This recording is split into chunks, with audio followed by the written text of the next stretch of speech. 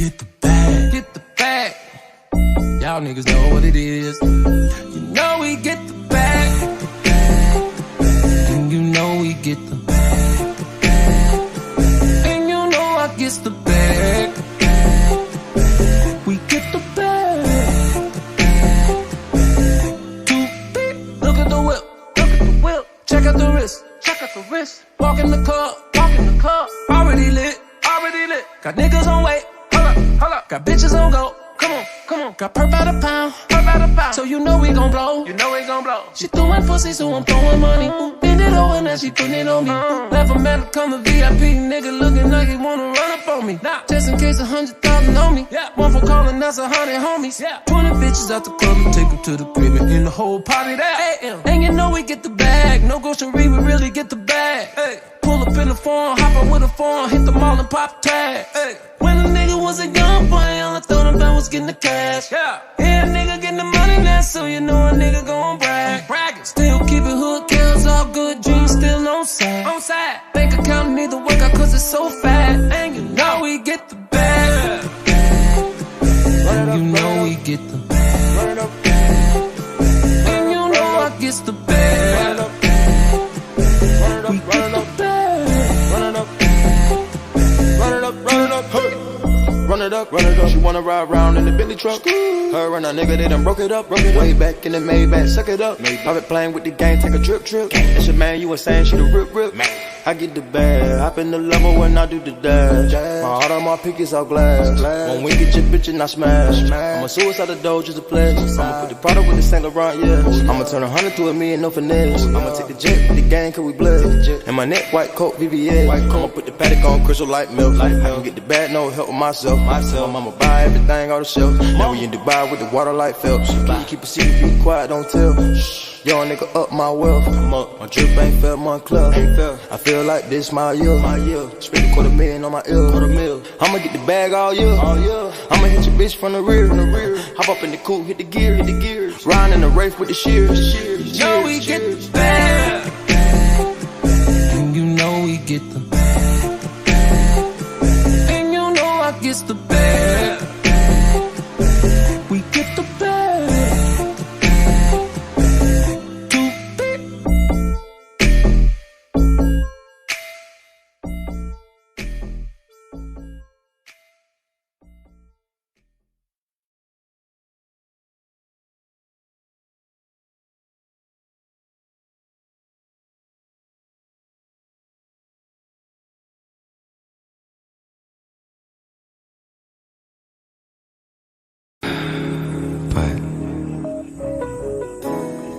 I know that there's more. More for you, more for us. DJ discretion. Flow still sick, I ain't talking the pandemic. DJ discretion. Flow still sick, I ain't talking the pandemic. DJ discretion. Flow still sick, I ain't talking the pandemic.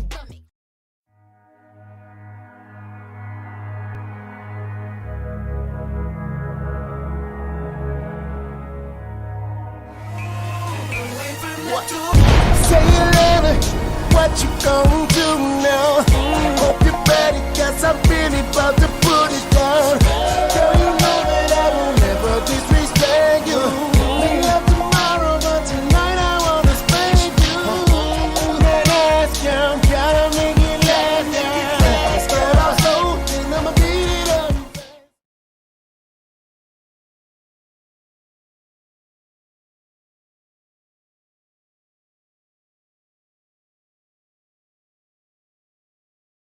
If you don't like what I say or do, pretty please for your sake and mine, unfollow me.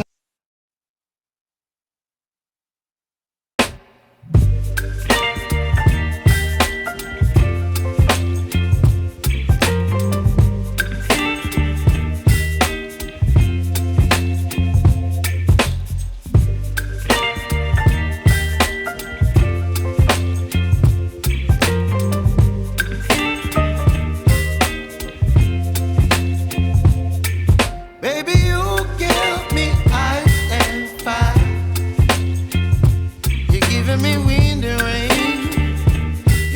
kind of butterfly. Baby, you give me midnight. You whip up my appetite. Don't leave me here high and dry. Oh, well, I don't wanna jinx it, baby, and twist myself at the spine. Don't wanna overthink it, baby. It's just twist your body and mine. Baby, you give me ice and fire.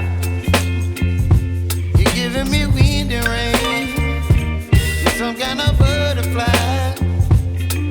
Baby, you give me midnight. You whip up my appetite. Don't leave me here high and dry. Oh, but I don't wanna jinx it, baby. Let's not get ahead of my time. Oh, but I don't wanna miss you, baby. So I stand up and speak just my mind. Oh.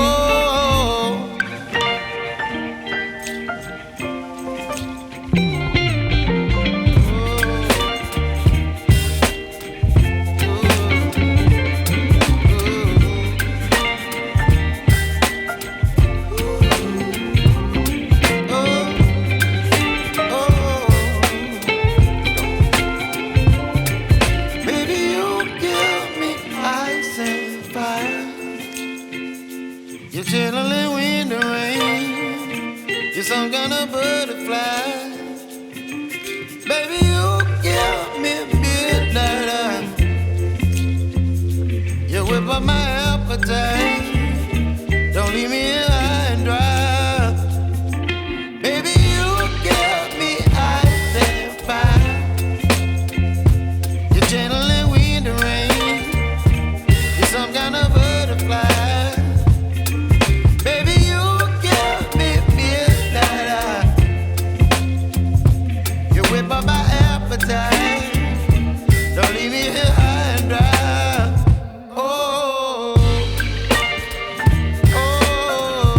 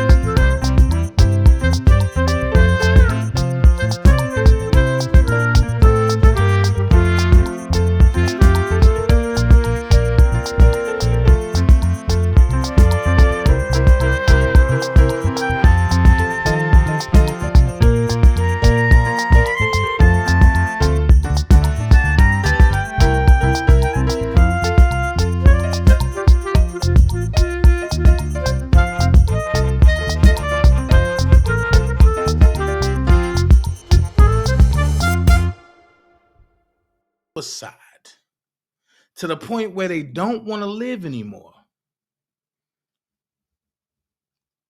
It's not good. So I'm telling Atmos, and I'm putting it out there. You don't have to come to the dream team, and I'm not asking this. But what I'm asking Atmos is stand on your own and leave them rebels alone. Leave them animals, them baboons and wolves alone. Because you're not part of them. You're not like that. And I can stand on that. Anywho, Dana, are you saying that what Miss Denise pulled off was wrong? I don't have a say in that. However, it played on a lot of people's hearts that really cared about her. And the one thing I can say is that she was puzzled of how many people cared about her. So what I'm going to do is I'm going to do this. Because I ain't going to lie.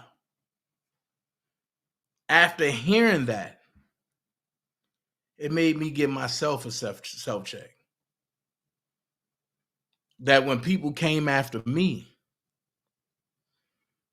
and I went back at them, and they said stop, and I kept going, it made me think, what if I would have been the cause of them leaving here? Now, I hate Ty.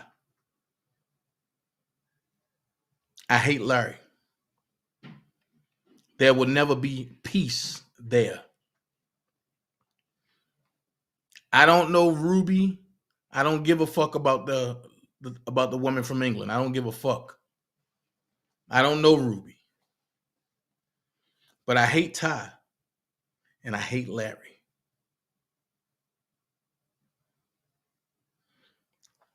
Games I don't play.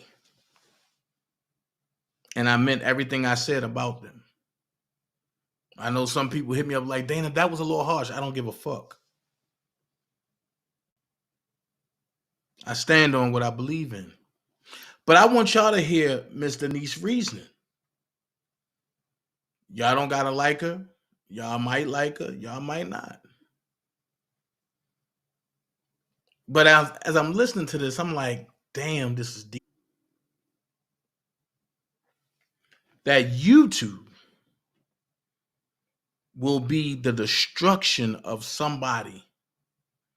I'm gonna let y'all hear this. I ain't gonna talk to them. I'm gonna let y'all hear this. But if you want to add anything, there are people here in the chat that you know. So yes, God, it's just like I was telling you. That day I was live, right? I was ready to go to jail for a cashier in Boston based on how hyped I was at time for posting that video. She sparked a lot of feeling. I was so mad at her that I took it out on a cashier. Yes, I allowed her to take me there. I allowed that girl the whole ride home. Dana was not lying on his channel. I was dizzy. When I got in front of my door, I couldn't even breathe. I had to drag myself in the house. My niece was right behind me because she had just had an argument with her boyfriend. And she was coming to ask me because she stayed a couple days with me. So she was like, come on, auntie, you going to the hospital. I said, grab my pump, get my airband, get my presents on, get me some water. So when I calmed myself down, she was like, come on, auntie. I said, no. I told her I just was getting ready to fight this girl. I said, in this YouTube shit, I said, I got to kill this shit. I said, because this shit gonna kill me. I said, this girl, they had a funeral for me on YouTube. She said, a funeral? I said, this girl has posts. I said, this girl has posts me having surgery. She was like, what? I was like, yo, I said, it's a lot of things I don't tell y'all. She was like, oh, auntie, you can't be on there. You will lose everything. I said, that's what I'm feeling right now because I was ready to lose everything over somebody who had took me over the top on YouTube. So my niece was like, she'd get their asses back. They had a funeral for you. She'd give them a funeral. So I was like, girl, ain't nobody doing that. She was like, auntie, She was like, go out. When you go out, make this bitch think that she killed you. So I was like, girl. So she was like, pull up your YouTube channel. Okay, well, you know what, Miss Denise, we already played the big, you said all that in your recording, so everybody heard that part. So anyway, what I didn't consider, because I always thought that everybody just hated me, but my 5 people. I just thought that you sit and said I hate nobody on YouTube. You said, but when my niece kept showing me, she showed me the video first, because I was still going through it with my grieving and stuff. When I think she seen a video, I cried. I was like, oh my God. Then my daughter called me. It's all on my page, all in my Facebook saying this. I told my daughter. She was like, get Gwenny out of there. Get Gwenny out of there. Because I said, no, I'm not even going to put it all on my knee. She was like, no, Mom, because I know she behind. I said, no, I'm not, because I was just a part of it. I was just a part of it. I said, but now I got people on here that care about me, crying and stuff like that. I didn't even consider nobody feeling. You know, it's just something that was done out of anger. And I'm tired of this girl. You see what I'm saying? So anyway, my daughter gets all upset with my niece thinking there was no way, I'm never going to put it all on her. She was doing a lot of typing. She kept getting my phone. And I said, what are you doing now? And she was like, oh, I got them on. I said, da-da-da-da this and da-da-da-da that. So anyway, when I seen Agnes' video, I cried. Because I didn't think Agnes ever felt like that about me. When I seen DanaJay video, I cried. Because I didn't know that Dana would ever feel like that about me. And I apologize to the people I just named. When I seen, that's what I was gonna say. Did you wanna give any, did you wanna apologize to, because I honestly, go ahead. Just let me get what I gotta get. I see you, Hot Rod, too. When I seen their videos and I seen their hearts and all of that, and I seen people like coming in and I thought hated my guts and all of that, it turned for me. I started crying. I said, oh shit, how am I gonna get out this? So I called my daughter that Sunday. I said, they still coming on your page? She said, yeah. I said, I just sent you a picture. I said, because even though I was sick, I did go to the West Side reunion. She said, I said, I want you to post it because that's going to have a date on it. You know, and that'll be for the people. You see what I'm saying? I said, she said, no, my daughter, she said, all right, put Winnie on the phone. She told my niece, she said, if you're not out of my mother's house, when I get there, I'm going to beat you. I said, no, you're not. No, you're not. I said, because I'm not going to put this all on my niece. I was in it too. But when I seen Dana, Admin, and people like JoJo and them coming in the chat, I realized I had affected. I was set out to get tired, and the people on Oko who keep coming for me when I tried to tell them, leave me alone. I'm not for this no more. You see what I'm saying? I expected Pat Booth to say what she said, because she don't have a heart.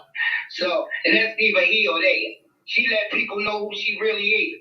But anyway, for the people who genuinely cared about me, I apologize. But this was done for that mean, malicious ass girl over there. And I said, I'm going to kill myself off of YouTube. I'm taking my channel down because guess what? If they search you out like this, they will try to search you out to take you down. This is the most malicious, dangerous, meanest sector I've ever been a part of. These people are heartless. I even tried to stand up for Larry for what was right. And only to find out that this nigga, you know, everything, you know, I ain't even gonna get into that, but, you know, I feel how I feel. And I was here for these victims. That's all I was here for. I didn't care who was here for what. I didn't place a tag on nobody. Say I can't talk to you or talk to you. But it seemed like everybody just kept coming for me. I tried to change for the better. I tried to tell them, leave me alone. This girl is evil.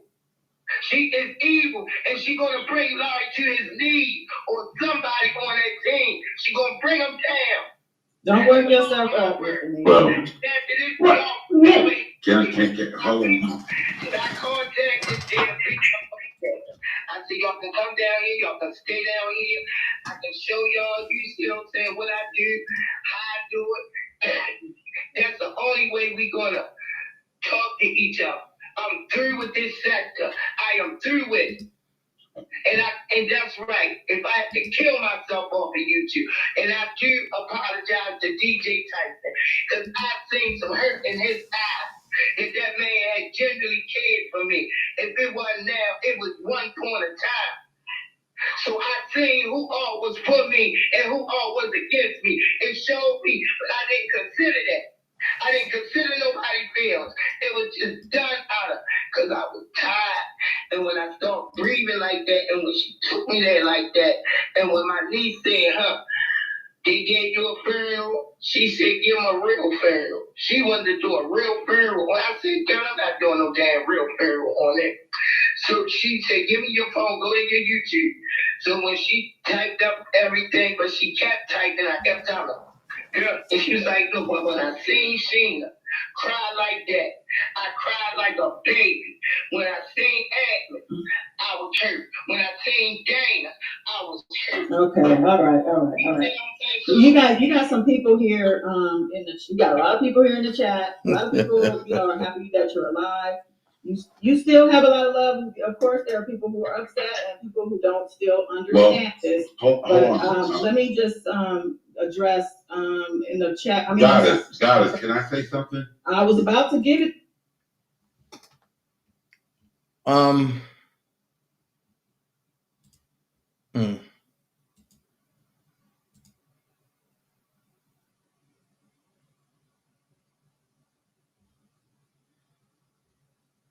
Okay, baby, I will. Okay. All right, loves.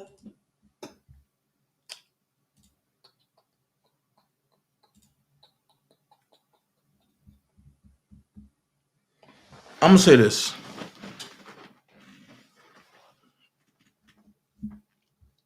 I'm gonna say this.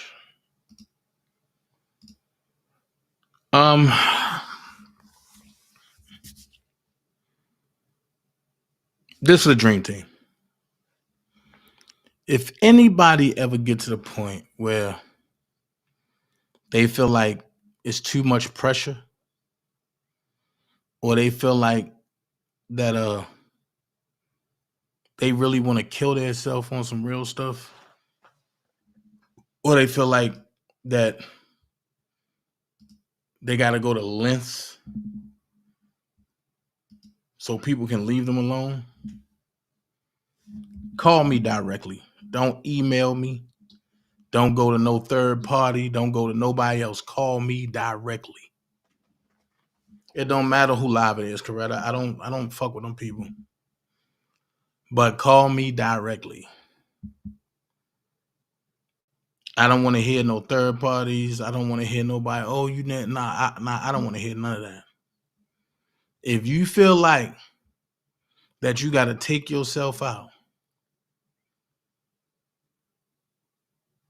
because this can get mentally draining, and you can get to the point where you just fuck it, I'm done.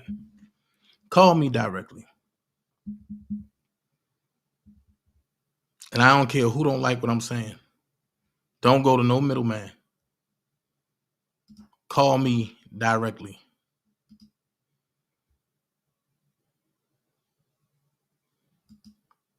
I mean, I jumped out there, so I had to apologize to Atmos. And I know some people over here probably like, oh, Mr. Nice Brewer wrong and this and this and that. Man, whatever y'all feelings is, that's y'all feelings. Everybody have right to have their own feelings. But when you close to somebody's family, and it's deeper than what you want to express on YouTube, I don't regret doing nothing I did. And I do it again. And I will do it again.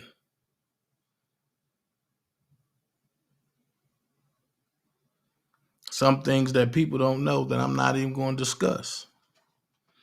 And as y'all heard her say, she told her family, y'all can come down here and I'll show you what I do on YouTube.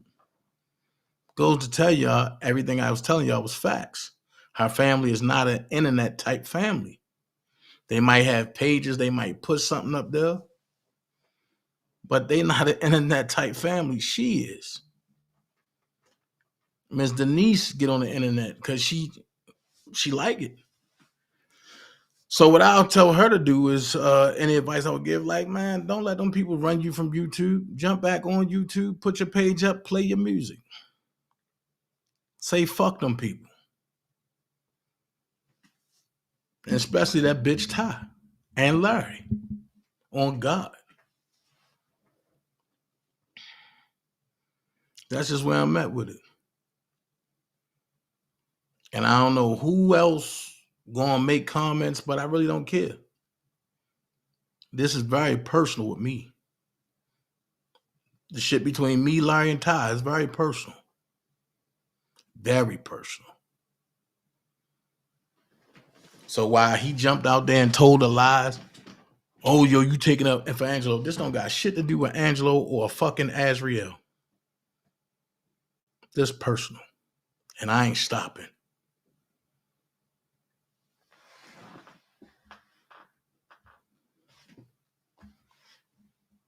I'm just not doing no threats on the internet. This don't got nothing to do with no money. This don't got nothing to do with nothing dealing with R. Kelly. This is integrity. This is principle.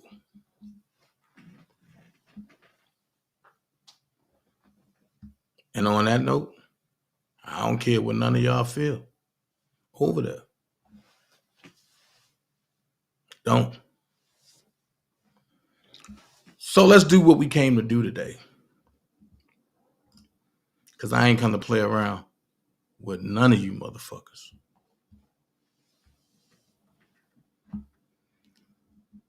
The government pretty much is trying to hide their cards and hide their hand when it comes to R. Kelly. I've been breaking things down piece by piece, shift by shift, shaft by shaft, nut and screw by nut and screw. And the way it's being broken down is proven that the government is nothing but a lie when it comes to R. Kelly. The problem that I'm having now is people that always said, oh, I'm for R. Kelly, I'm for R. Kelly, I'm in this fight, I'm this, and this. It's been proven that y'all not. It's been proven that y'all don't give a hell about Robert Sylvester Kelly. It's been proven that even the accusers woke up one day and said, we were wrong. You had some of them that say, and what up, ATB? You had some that said, oh, well, let's continue this. Let's continue what?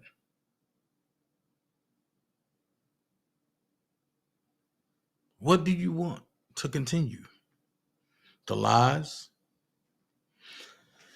You also seen that this case is about he say, she say. It's not about facts.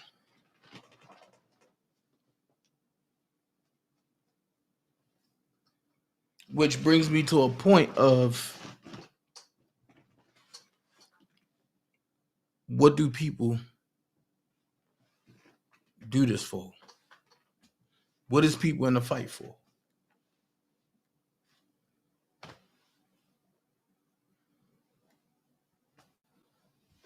So we're going to get down to it. Y'all know how we do. We're going to get down to it. I'm about to hit y'all with the latest motion from Ms. Bonjean. And we going in.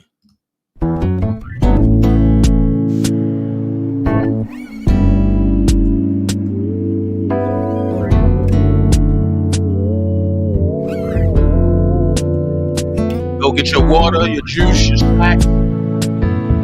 We got 17 pages to talk about.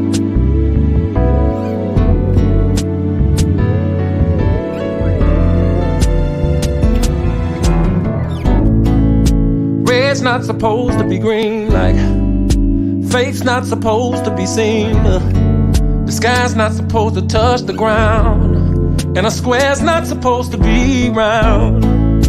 The moon's not supposed to touch the sun, and a 2 is not supposed to be a 1. Said the heart's not supposed to weigh a ton, and forever's not supposed to be done.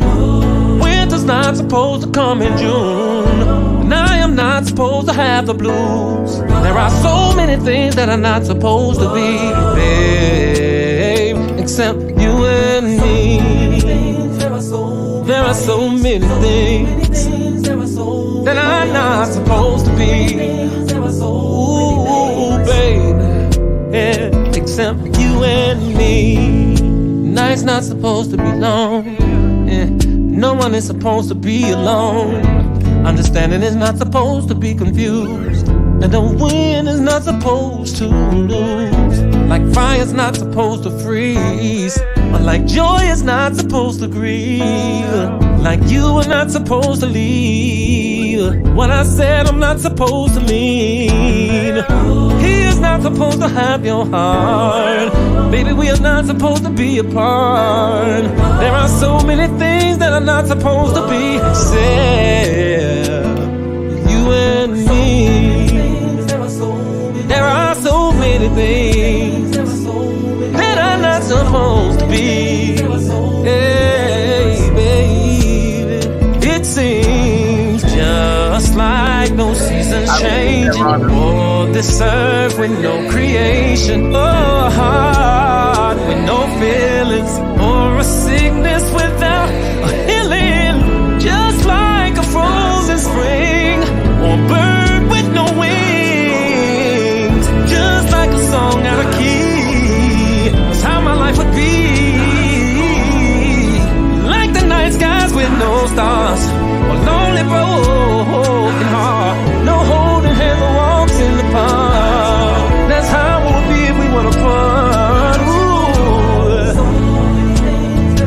There are so many things, yeah, except love. So many things that are not supposed to be. It's like having nowhere to breathe, like having no words to breathe, like having no rain for the sea. There are so many things that's not supposed to be, not supposed to be, except you and me, baby. Yeah, yeah, baby, yeah, except you and me. Let's jump into it. United States of America plaintiff versus Robert Sylvester Kelly, also known as R. Kelly. Defendants Kelly's reply to the government's sentencing memorandum. The government seeks to inflame the passions of the public and the court, declaring Kelly a serial sexual predator who refuses to accept responsibility for his crimes by submitting a sentence memorandum that dares to challenge the government's narrative in any way. The government accuses Kelly of victim blaming, lack of remorse, and failing to grasp the gravity of his criminal conduct. It is the government that fails to grasp that Kelly still enjoys a few constitutional and statutory protections that allow him to challenge the government's take on the evidence and advocate for an appropriate sentence without being labeled a monster who has no remorse. The jury that heard this case seemed to respect those basic principles of our criminal justice process.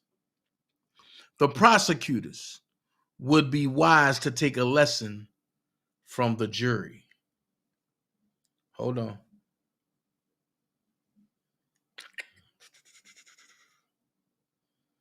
Hold on.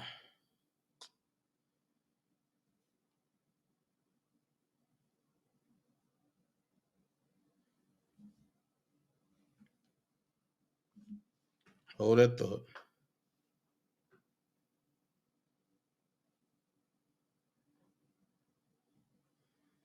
Just got a text. Hold on.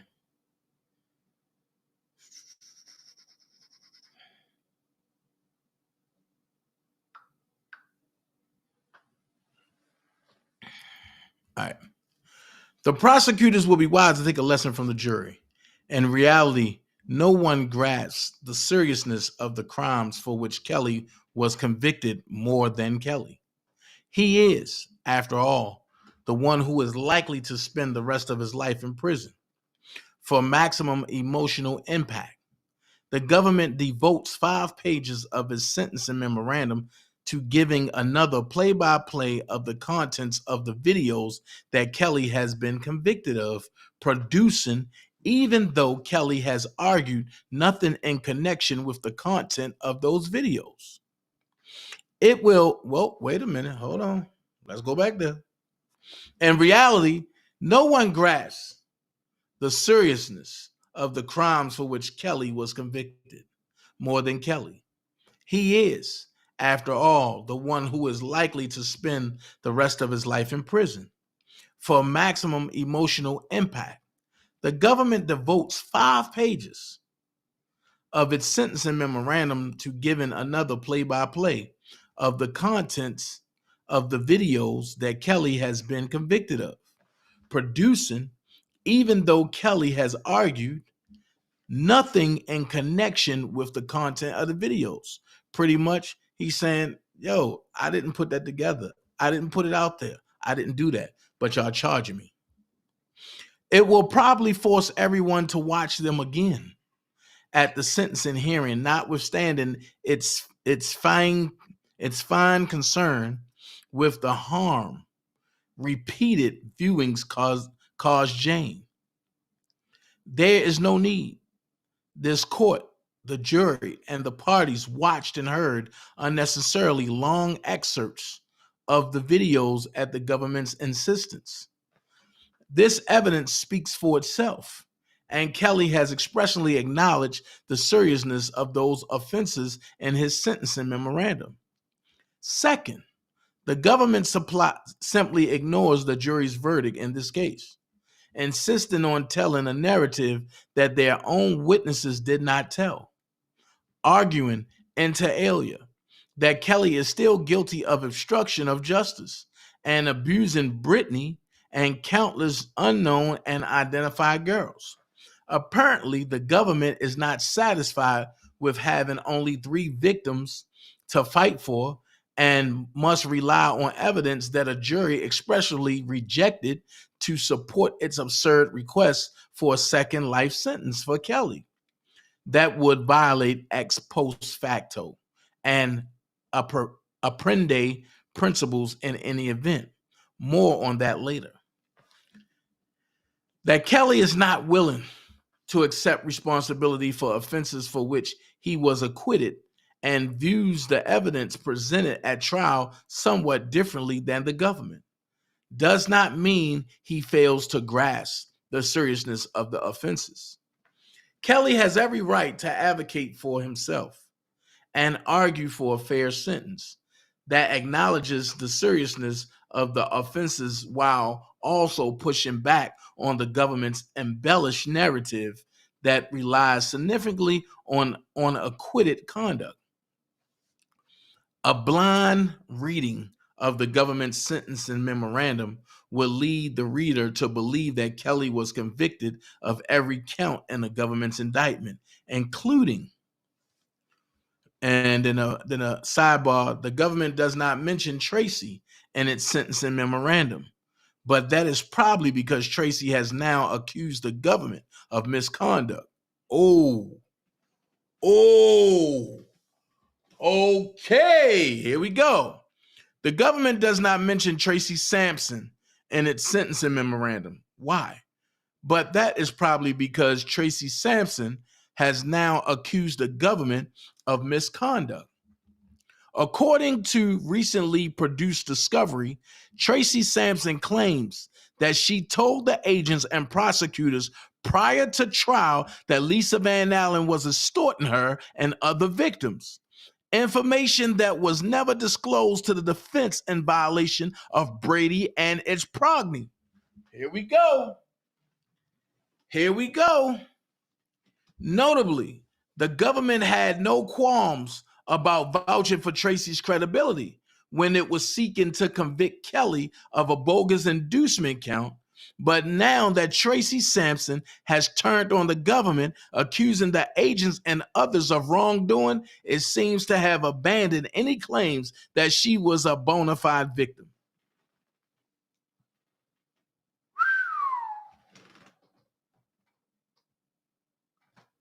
That's deep. And others. That's deep. That's deep.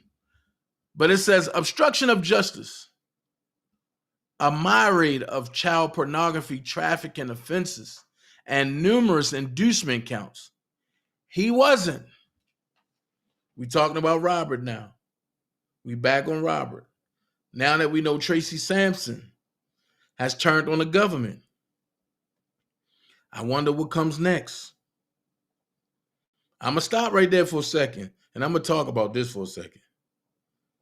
So now that Tracy Sampson has turned on the government, and the government is now being proven that the government has not turned over all the discovery that they had as far as this case.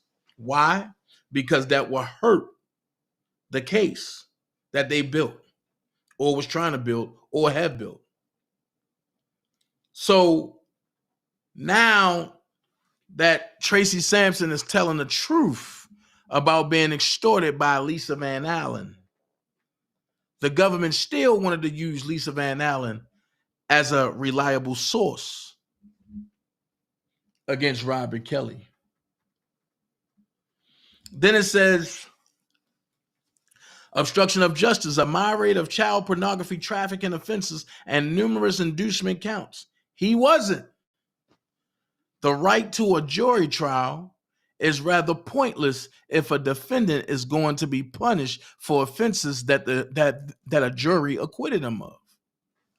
The government also tramples Kelly's Fifth Amendment rights, asking this court to punish Kelly for not taking responsibility. Not for nothing. The government knows full well that there never would have been a trial in this case if it did not insist that Kelly plead to counts of the indictment it lost anyway.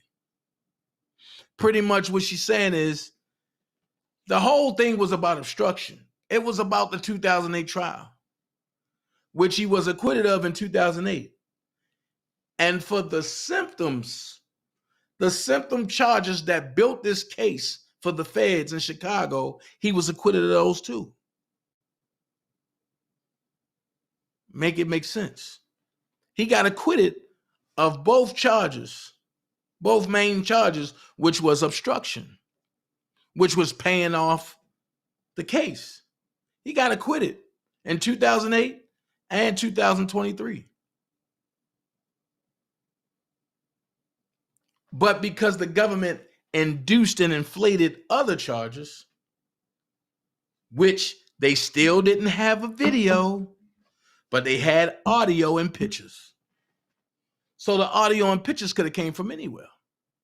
Like I said, the man had a camera system that watched over his house, that records everything. And you can't come in and say, stop recording, start recording. You can't do that. When you are in a monitoring system, they are monitoring your house 24/7, inside and out.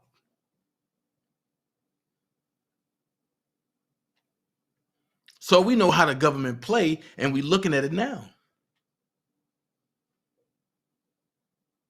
Why wasn't extortion talked about by Tracy Sampson and Lisa Van Allen.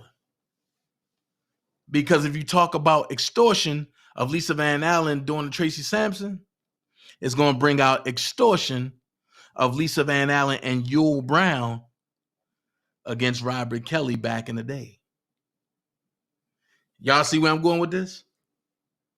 If you talk about one, you got to talk about the other. And in both, she's wrong.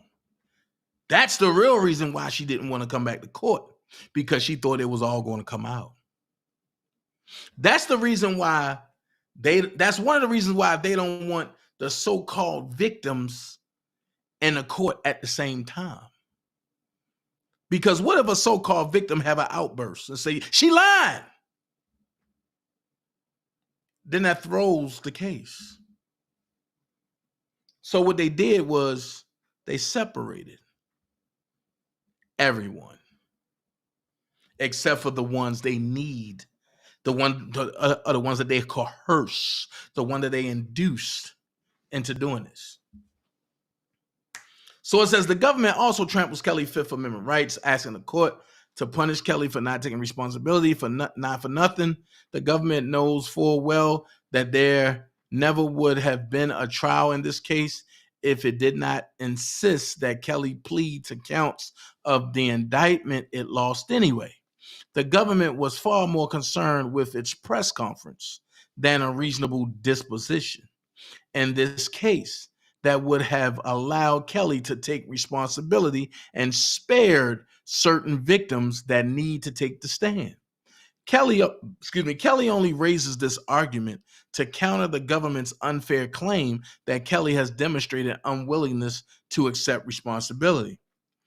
That aside, Kelly can hardly take responsibility or show remorse in a manner that the government demands when it continues to indict him.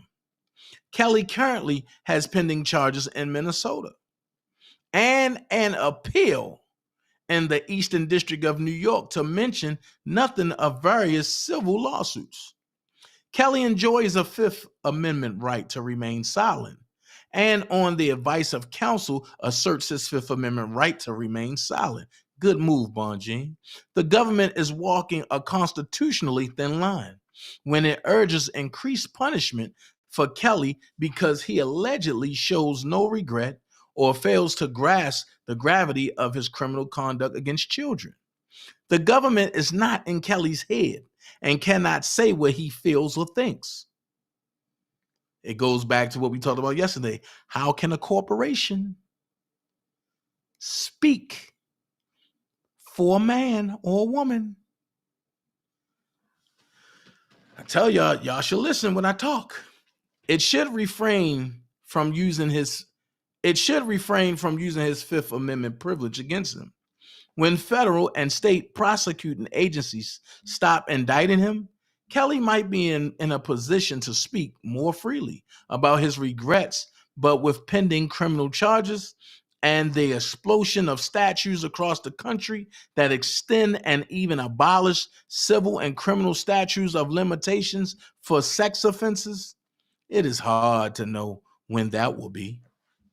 It is clear that if Kelly makes any argument that does not embrace the government's narrative, a narrative that ignores critical aspects of the trial evidence, Kelly will be accused of victim blaming. Kelly, through his counsel, has every right to remind the court of the actual evidence that was presented at trial, which does not conform to the government's depiction of him as a prolific sex trafficker of young girls. Facts. Kelly repeatedly acknowledged in his sentencing memorandum that he has been convicted of serious crimes. Hold on. But it is also true that his relationships with Jane and Pauline were not quite as the government suggests. Guidelines calculations. A, the inducement counts carry an offense level of 15.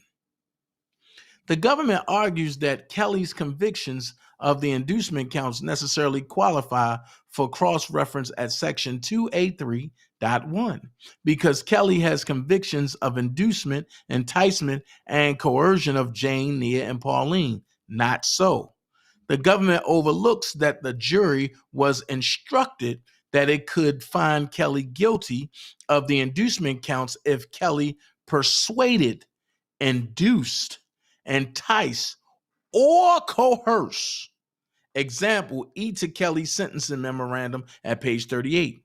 In fact, the jury sent out a specific question inquiring whether it had to find that Kelly persuaded, induced, entice, and coerce, or whether the instruction could be read in this disjunctive, notwithstanding that the charge was pled in the conjunctive. Whoa. Okay. Over defense counsel's objection, the government insisted that the instruction was properly given and the disjunctive, and this court agreed.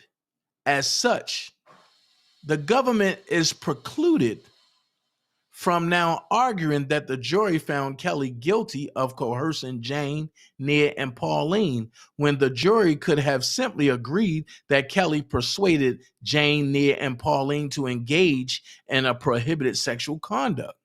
In fact, the jury's question strongly implies that it did not find that Kelly used coercion, but rather had persuaded, enticed, or induced Jane, Nia, and Pauline, which satisfied the elements of the statute. Thus, Kelly's mere conviction of the offense of 18 U.S.C. 2242 does not trigger the cross-reference at section 2A3.1, as the government contends. B, the fear factor. The government concludes that there is no evidence that Kelly threatened or used. Wait a minute, hold on. The government concedes that there is no evidence that Kelly threatened or used force in connection with Jane, Nia, and Pauline, but nonetheless claims that he used fear to induce the prohibited sexual activity and that the concept of fear should be defined broadly. To find that Kelly used fear based on the trial evidence would involve far more than a broad reading of the word fear. It would involve redefining the word fear and reading the requirement out of the sentencing statute altogether. This court need only look to Seventh Circuit authority to resolve this contested issue. The Seventh Circuit has defined fear as encompassing a threat or other fear-inducing coercion to overcome the victim's will. Cates versus United States case law. Fear is not merely pointing out that Kelly was an authoritative figure or an adult, as the government argues. None of the victims testified that Kelly used any threat of any kind to gain their compliance in sexual activity, nor did he employ any fear-inducing coercion to overcome the victim's will. The government made no such argument at trial, and the jury certainly made no such finding. The government relies on United States versus Hensel case law to support its argument that fear doesn't really mean fear. Wait a minute. If they saying fear really doesn't mean fear, how are they going to bring up fear and then pull out a meaning of fear? This is not making sense. You use a case law that supports his argument that fear doesn't really mean fear, but you pull out a meaning of fear and say this is what he did. So if the government is going to use the word fear and go as far as putting up the definition of fear, you can't come back later and say fear doesn't really mean fear. So what do fear really mean? If you're telling me that fear and then giving me a definition, in my mind, I'm going to think he did something to put fear in these people's hearts, so that way he can get what he wants. But then when I read further on, like a line or two later, and you say, well, fear doesn't really mean fear, you now confuse the fuck out of me, because now what do fear mean? What do fear mean now? Because you're giving me a definition that's heinous. Then you're telling me it don't mean that. So what do it mean? Because when you remove a definition from a word, that means there's nothing there. So basically you telling me fear don't mean nothing, but I should go ahead and keep in mind what the definition of fear is because Robert did it. Well, if you're telling me that fear don't mean anything, you're telling me that Robert ain't do nothing, so you making up something just to make it seem like he did something. Let's make this make sense. Then you said Hansel does not stand for such a proposition. Rather, Hansel supports Kelly's argument that the government evidence of fear was woefully lacking. And Hansel, a 12-year-old girl, called the police to report that she had just been sexually assaulted by the defendant in a hotel room. Upon questioning by the police, the defendant conceded that he met the girl online and arranged to meet her at a local hotel after claiming to be 14 years old. When the victim finally met the defendant, she realized he was much older than 14 years of age and that the situation was scary. Because she was frightened, she complied with the defendant and went to the hotel room where he slapped her buttocks, which caused her to feel really uncomfortable. When the defendant began to physically touch her, she was really scared. And when he began to remove her clothes, she told him she was uncomfortable and crossed her legs to stop the defendant from removing her pants. The victim told the defendant she did not want to have sex, and the girl whimpered as he pressed on against her will. The victim ran out the room and immediately called her mother and the police. In Hansel, the Seventh Circuit found that the concept of fear is distinct from force. The government and the Seventh Circuit found that the concept of fear is distinct from force. It further found the cross-reference was appropriate because the district court concluded that the defendant coerced the girl's participation in the prohibited sexual conduct, despite her efforts to move away from him. Her crossed legs and resistance to undress her, her crying, and her 10 or more protests that she did not want to participate. The victim testified that she was scared, and that is why she complied with his demands. Stop. Did we hear anything about that or anything close to that or anything remotely to that? Did any of them women come out and say that they did any of that when it came to Robert Kelly? I don't think I heard that. And I covered the trial every day. So I don't think I heard that. And I still have everything that was said in trial from every day of that trial. I don't think I read that. I'm just saying. So this case is entirely inapt. Ooh. Well, you know me, when I don't know what a word means, I look it up. Inapt, meaning not suitable or appropriate in the circumstances. A more inapt name I cannot imagine is what they gave as a reference. So inapt means not suitable or appropriate in the circumstances. So with that being said, let's go back there. It says this case is entirely, this case is entirely not suitable or appropriate in the circumstances. Jane, Pauline, and Nia never testified to being scared to engage in a prohibited sexual contact prohibited sexual contact with Kelly. Importantly, none of them testified that Kelly did anything to overcome their will.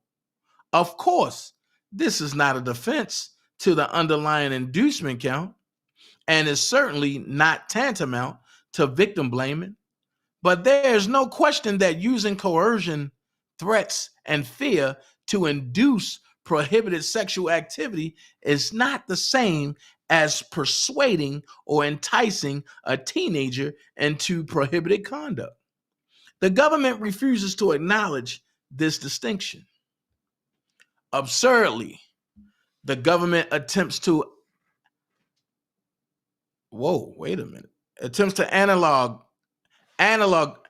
analogize this case to the Fifth Circuit case, United States versus Lucas case law. Okay. Analogize. Okay. Analogize. Okay. Analogize. Okay. Cool. Got it. For the proposition that fear can include a scenario where the defendant would react badly if she, the victim, did not meet his demands, or may emanate from a defendant's control over a victim's everyday life. In Lucas, the defendant was the warden of jail in Eunice, Mississippi, who repeatedly raped an inmate. There, the defendant pled guilty and admitted that he coerced the female inmate to engage in sexual intercourse and other sexual acts, and that the sexual acts were unwanted. There, the court found that the warden used actual force to rape the inmate, not merely his powers as a warden. Critically, the Fifth Circuit observed that fear is interpreted broadly, but this element is satisfied when the defendant's actions implicitly place the victim in fear of some bodily harm. Lucas only proves Kelly's argument. Kelly's tactics, as determined by the jury, may have satisfied the elements of persuasion or inducement, but they fall far short of demonstrating that he placed the victim in fear of some bodily harm or any other type of harm. Similarly, United States versus Castillo, does not help the government's argument. There, the defendant was convicted of sexually abusing his two minor children. On appeal, the defendant challenged the fear element. Again, the court held the element is satisfied when the defendant's actions implicitly place the victim in fear of some bodily harm. The court found that fear could be inferred in this case because the nature of the circumstances that a male parent attempting to perform sexual acts with his children would place them in fear of bodily harm because the victims had witnessed the defendant physically abuse their mother on many occasions and had physically abused his children. The same cannot be said here.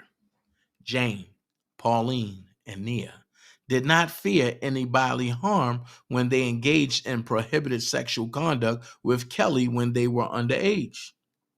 There is simply no analogous case anywhere that supports the government's definition of fear. If this court were to embrace the government's definition of fear, it would simply be reading fear out of the section. The government is free to argue that Kelly used all types of inappropriate tactics to engage the minors into prohibited sexual activities, but fear is simply not among them. In sum, the inducement counts each carry an offense level of 15. Kelly did not use threats or force to induce Jane, Pauline, and Nia into the prohibited sexual conduct, nor did he cause them to fear bodily harm or any type of harm to induce the prohibited sexual conduct. Simply put, the tactics that the government claims Kelly used were very different. The government claims Kelly groomed the minors. He showered them with affection. He bought them presents. He promised them various things and wooed them with his superstar power. None of these facts let Kelly off the hook for his conduct, which is why he stands convicted of 3 counts of inducement. But the government cannot now claim he also used fear of bodily harm with the victims when the victims made no such claims. The government advanced no such theory even in the alternative. And the record suggests that the jury rejected any notion that the sexual abuse was committed through acts of coercion, applying an appropriate offense level to then we got another sidebar. The government desperately grasps to its inflated offense level on the inducement counts for Jane and Pauline, not Nia, arguing that Kelly transported Jane and Nia for the purpose of producing child pornography. At the outset, the government cannot use the child pornography counts as to Jane to increase the offense level for the inducement count. This would result in impermissible multiple punishments. Moreover, Jane did not testify that Kelly transported her anywhere for the purpose of creating child pornography. Although Pauline claimed that she saw recording equipment in Kelly's home, she never saw any explicit videos of herself. Neither the government nor the court can simply assume, based on the presence of recording equipment, that Kelly recorded sexual activity with Pauline.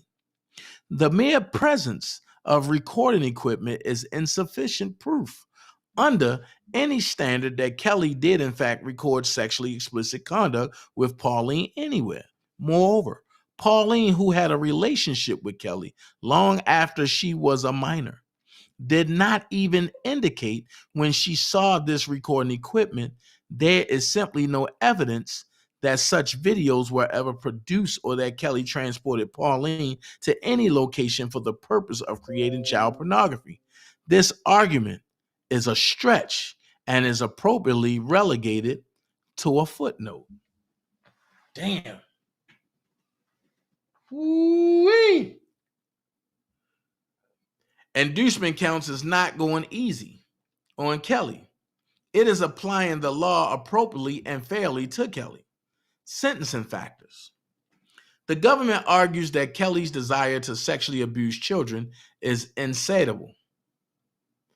It repeatedly advanced a false claim that Kelly has been abusing countless underage girls for decades. Unfortunately for the government, their evidence comes up short on this bold allegation.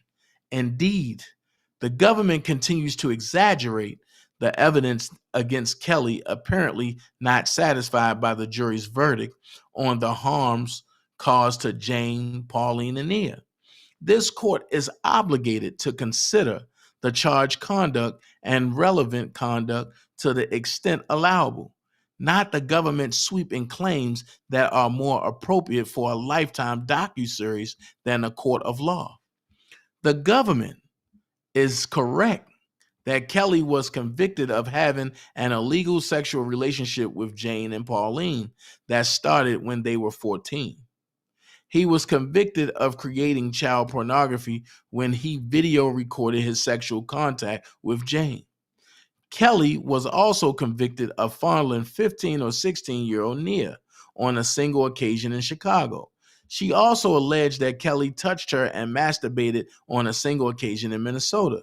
This conduct is serious enough, but the government insists on exaggerating Kelly's misdeeds, sounding more like a teaser for the next installment of Surviving R. Kelly than lawyers. The government declares Kelly a prolific sexual abuser of children, but resorts to manufacturing evidence related to Aaliyah that has never been proven as support for this claim. Kelly is convicted of serious crimes as it is, yet the government is so committed to obtaining another life sentence for him that it resorts that it resorts to invoking unsubstantiated Aaliyah claims, perpetuating rumors from tabloids, docuseries, and attributing hyperbolic labels to Kelly rather than relying on the actual evidence to support its acts. The government spends a significant portion of its sentencing memorandum arguing that the distribution of trafficking in child pornography cases significant harm to a victim and society at large. Beyond the mere production of the pornography, Kelly agrees. As the government pointed out, the victimization of the children involved does not end when the photographer's camera is put away, which is precisely why Kelly and others continue to wait for the government to indict those individuals responsible for stealing and distributing the video of Jane. Oh shit. She ain't playing. Jennifer Bonjean, give me your pen. Lord have mercy, you ain't joking. I'm gonna read that again. The government spends a significant portion of its sentencing memorandum arguing that the distribution and trafficking in child pornography cases causes significant harm to a victim and society at large, beyond the mere production of the pornography. Kelly agrees. As the government pointed out, the victimization of the children involved does not end when the photographer's camera is put away, which is precisely why Kelly and others continue to wait for the government to indict those individuals responsible for stealing and distributing the video of Jane, including Jane's aunt, Stephanie Edwards Sparkle, who stole the videotape and gave at least one copy to Sun-Times reporter Jim Darriagas, who then shared and transported the video to other people and places, and extortionists Chuck Freeman and Lisa Van Allen. Of course, there is no disputing that if the video was never created, it could not have entered the public sphere. But Kelly has already been convicted and will be punished for the creation of the video. The government has no choice but to concede that Kelly had no role in placing the images into the public domain, which of course does not relieve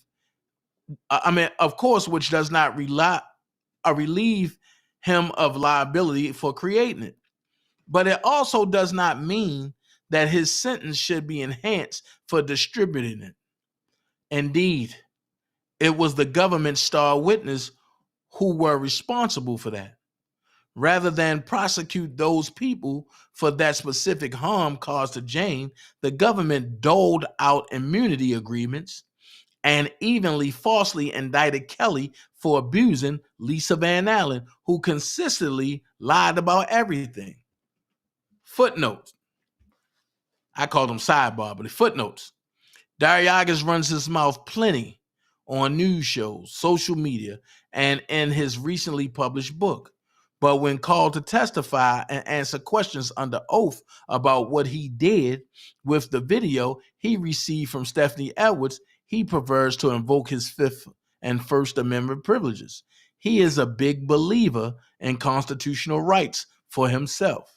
The government was forced to acknowledge that Van Allen lied about her age when she had a consensual sexual relationship with Kelly and voluntarily dismissed that count of the indictment.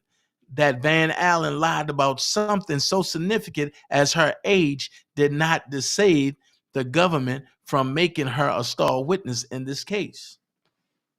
Jesus Christ. From her age to the number of videos she stole to the contents of those videos. By her own admission, she repeatedly robbed Kelly and engaged in a decades-long scheme to extort Kelly and others. The government's point is well taken that Jane continues to suffer harm by each viewing of the images, but Kelly is not 100% responsible for that harm. If the government seeks to vindicate that wrong, it should indict those who trafficked the video. 3, guidelines sentence of life based on acquitted conduct and guidelines amendments that post-date the charged offense is unjustified and would run afoul of Apprendi versus New Jersey and the ex post facto doctrine. Let's go. The government seeks an above guideline sentence on 2 grounds. 1, Kelly obstructed justice. And 2, if he was indicted today, his guideline sentence would be higher. These grounds are not appropriate grounds for an above guidelines range sentence. Even probation recognized as much in finding no basis for an upward variance. A, obstruction does not justify an above guideline sentence where Kelly did not obstruct justice in the instant offense and was acquitted of obstructing the 2002 state court prosecution. Using the 2-level enhancement for obstruction of justice is not a basis for a variance above the guidelines range for several reasons. First and foremost, the 1997 federal sentencing guidelines only permits an enhancement for obstruction of the instant offense, USSG 3C1.1. The government does not argue otherwise because it did not, does not, and cannot show that Kelly attempted in any way to obstruct his prosecution. Recognizing that no such enhancement is applicable here, the government attempts to end run the ex post facto clause, arguing that this court can still consider Kelly's obstruction as a sentencing factor and basis for sentencing him to an above guideline sentence, relying on the inapplicable 2006 guidelines, which employed language that seemed to expand the obstruction enhancement for obstructive conduct related to a defendant's offense of conviction. The government contends that this court could use this factor to justify an upward variance. The government continues to ignore that Kelly was acquitted of obstructing justice in connection with any offense of conviction.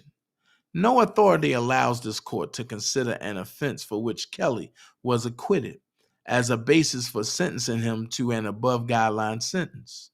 Using acquitted conduct to justify an upward variance not only raises ex post facto concerns, it presents an additional constitutional problem under Apprendi versus New Jersey, 530 U.S. 466 2000. The guidelines range suggested by the government is well above the statutory maximum for the top count of the indictment. Indeed, the government seeks a 25-year sentence, which exceeds the 20-year statutory maximum for production of child pornography. The United States Supreme Court has held that facts other than prior convictions must be proved to a jury beyond a reasonable doubt before they can be used to increase punishment for a crime beyond the prescribed statutory maximum. IDF 480. Thus, if Kelly's alleged obstructive conduct is to be used as a basis for upwardly departing from the sentencing guidelines to a range that exceeds the statutory maximum for production of child pornography, those facts need to have been proven to a jury beyond a reasonable doubt. In this case, the jury did consider those facts and rejected them. Since an upward variance based on obstruction will result in a sentence that exceeds the statutory maximum of the top count, Apprende prohibits a variance based on this acquitted conduct or any other obstructive conduct that the government claims Kelly committed. B. Reliance on subsequent amendments to the guidelines to justify an upward variance of 5 to 7 levels runs afoul of the ex post facto clause. The government urges and outrages life guidelines range based not only on acquitted conduct, but based on amendments to the sentencing guidelines that post-date Kelly's conduct. The government again ignores this court's limitations under the ex post facto clause. It is true that the Seventh Circuit has held that a court may interpret the commission's later addition of an aggravated element as a sentencing factor, as evidence that a previous version of the guidelines did not adequately consider that factor in the sentencing scheme, and may also consider later amendments for determining how much of a departure is warranted for the aggravated conduct in question. United States versus Co. case law. However, in this case, the government does not identify any aggravating element that was omitted as a sentencing factor in the applicable 1997 guidelines. Instead, it simply points out that the offenses for which Kelly was convicted now carry a higher base offense level than they did in 1997. Put differently, production of child pornography is punished more severely now than it was in 1997. Raising the guidelines range based on this amendment is a textbook ex post facto violation. Because a court is prohibited from sentencing the defendant under an amendment to the guidelines that makes the punishment more severe than it had been at the time the criminal activity took place. As a point of comparison, this case does not involve the scenario where a subsequent amendment included an enhancement for a specific aggravating factor that increased an offense level that a sentencing court might naturally have considered as aggravating evidence in the sentencing factors before it was codified. In that scenario, a court may consider an amendment to upwardly depart from the guidelines range. Indeed, the Seventh Circuit observed that since a court's decision to depart must be linked to the rationale and methodology of the guidelines, it may prove useful to identify an aggravating element codified in later amendments as support for relying on that sentencing factor and increasing the range. That said, Co in no way condones upward variances based on amendments that simply punish the charged offense more severely. In clear violation of the ex post facto doctrine, the government brazenly asked this court to apply current offense levels and subject Kelly to greater punishment than he would have faced if he had been prosecuted in 1997, before the government started caring about young black women. Oh my God. Using acquitted conduct and the mere fact that production of child pornography is more seriously punished today than it was in 1997 is not grounds for any variance. Such an upward departure would violate Kelly's constitutional rights to due process, trial by jury per Apprende, and the ex post facto clause. 4. The government offers no compelling basis for running this sentence consecutive. Ooh. The government acknowledges, this is important right here, The government acknowledges that this court has the discretion to run this sentence concurrent to his Eastern District sentence, but urges a consecutive sentence because Kelly lacks remorse, and 2, there are different victims involved in this case. The government's argument in favor of a consecutive sentence falls flat. First of all, there is no authority for the proposition that Kelly should face increased punishment because he defends himself at his sentencing hearing. Kelly has repeatedly acknowledged the seriousness of the offenses for which he stands convicted.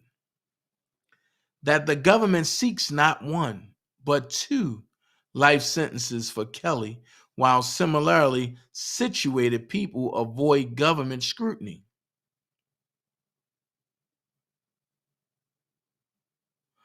Are widely celebrated and even hold elected positions in Congress does seem a little unfair. Kelly has merely pointed out the disproportionate treatment as grounds for arguing that 1 life sentence is enough, not to minimize the conduct for which he has been convicted. That the government asked this court to run his sentence consecutive because he dares to point out that his treatment by the criminal justice system has been excessive and disproportionate is not the same as blaming the victims and does mean that he is not rehabilitated. Moreover, Kelly's silence as to the question of whether he is remorseful about conduct for which he has been convicted is not evidence of lack of rehabilitation. It's evidence that he is represented by counsel who has advised him to remain silent in the face of pending criminal indictments. It is a blatant violation of Kelly's Fifth Amendment rights to ask for increased punishment on the grounds of lack of rehabilitation, because he has not accepted responsibility for his conduct when the government knows full well that Kelly is still under indictment in other jurisdictions. Moreover, the government is knowingly advancing a lie. Wow. Get him, Bonjean. The government knows very well that Kelly was willing to accept responsibility for certain conduct, but it was the government that pushed this case to a trial, insisting on guilty pleas to offenses that resulted in acquittals anyway, and for refusing to show its hand on its sentencing request or take an above guideline sentence off the table. The government wanted its trial, and now it wants another life sentence for Kelly. It does not apparently want to prosecute the other wrongdoers in this case, or the countless other celebrities who have committed similar conduct. Contrary to the government's argument, the conduct charged in New York covered the conduct charged here. Oh man, she hit it on the head. I said that. It is true that Jane, Pauline, and Nia did not testify in New York, but they certainly could have, and nothing stopped the government from charging these offenses in that indictment. The government essentially concedes that it pulled out a handful of minors to bring in the instant indictment for no good reason. The government does not even attempt to argue that the charges brought in the instant indictment could not have been brought in the Eastern District New York case. The government now claims that a 300-month consecutive sentence is appropriate to account for the specific harm of these 3 minors. And making that argument, the government concedes that it engaged in piecemeal prosecution to enhance Kelly's sentence. The government fails to explain why substantial incremental punishment is justified here when Kelly is likely to die in prison anyway. The sentencing factors instruct this court to consider a number of factors, but that each victim get allotted a certain number of years is not among them. A concurrent sentence is what fairness demands. In its quest to ensure that Kelly never sees the light of day, the government fails to give any consideration to the significant mitigation he has presented. The government asks this court to ignore the responsibility to consider the individual characteristics of the defendant and join its bloodthirsty campaign to make Kelly a symbol of the Me Too movement rather than treat him as a human being who should be appropriately punished, no greater or less than anyone else similarly situated. Conclusion. For the foregoing reasons, the applicable guidelines range is 135 to 168 months imprisonment. No upward variance is justified, and numerous factors justified a sentence at the lower end of the guidelines range. Moreover, fairness demands that the sentence run concurrent to the EDNY sentence, which is statistically speaking a life sentence. Respectfully submitted, Jennifer Bonjean. Oh, let's talk about it. Let's talk about it. Let's talk about it. Let's talk about it. The call-in number, 404-914-7986. 404-914-7986. Let's talk about it.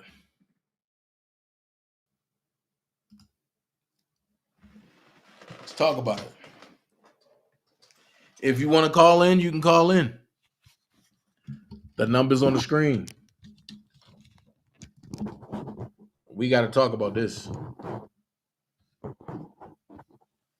How the government hyper-induce their situation. That part right there, Coretta.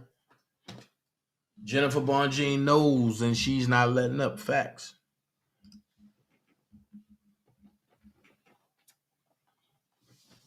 Also, don't forget to hit that like button, y'all. But if anybody want to call in, they can call in 404-914-7986. I want to hear from you. What y'all think?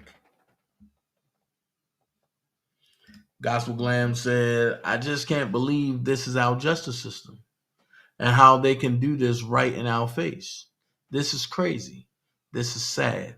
This is very sad. Facts. But when you have a way out, and the thing about it is people don't know the way out. So they sit back and just want to deal with it.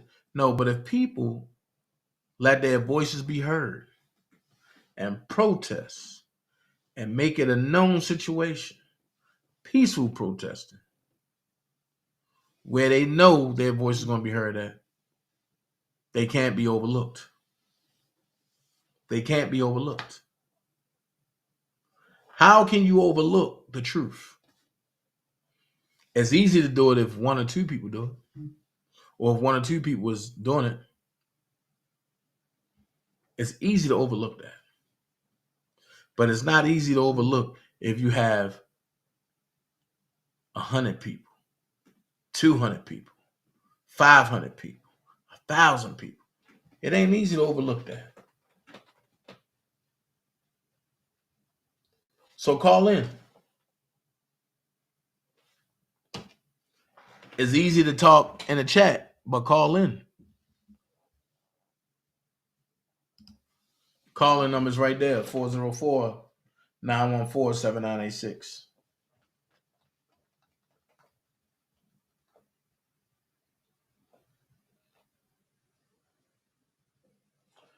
Judah said they want to hear R&B, but they do not want to hear from us. It's from Stephanie Mills' voice. Right. Thank you so much, Miss Jennings. I appreciate your love. Appreciate you so much. So let me ask this question. Because I see ain't nobody calling in. I don't know why. You know, people ask for the call-in number, but then they don't want to call in. So I appreciate you so much, Miss Jennings. I'm going to ask this question.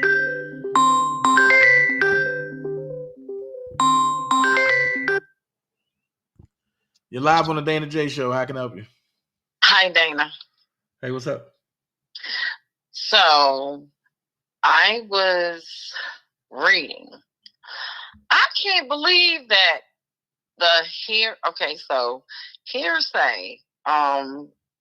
hearsay, let me get it right. Because in her rebuttal, in the rebuttal, or what you were reading, I'll just say that because I'm emotional.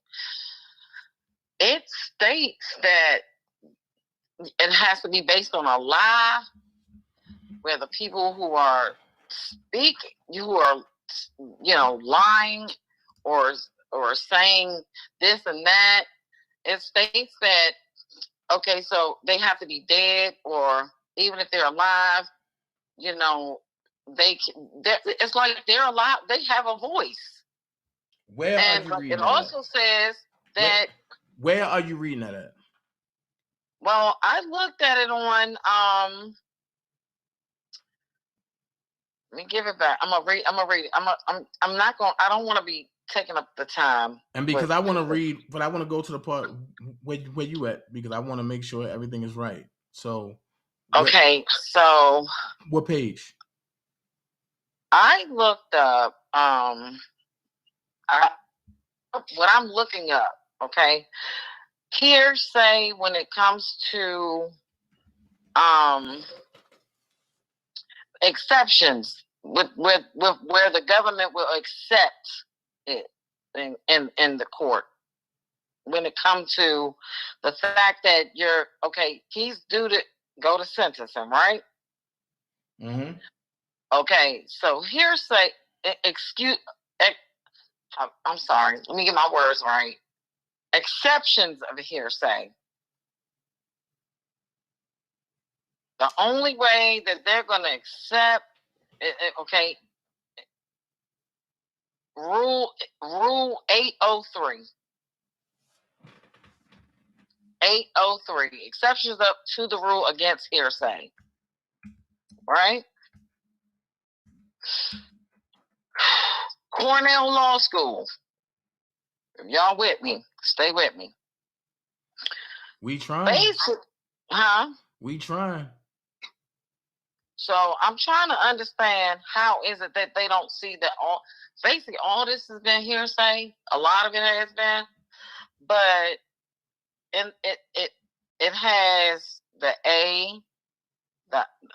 it sets up.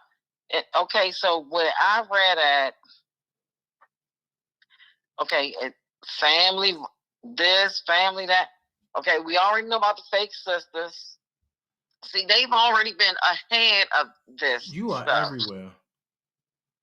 You are everywhere, because I'm looking at it. Rule 803, exceptions to the rule against hearsay, right? Okay, so notes. Okay, so the notes. Wait, but it says go ahead. But it says the following are not excluded by the rule against hearsay, regardless of whether the declarant is available as a witness, right?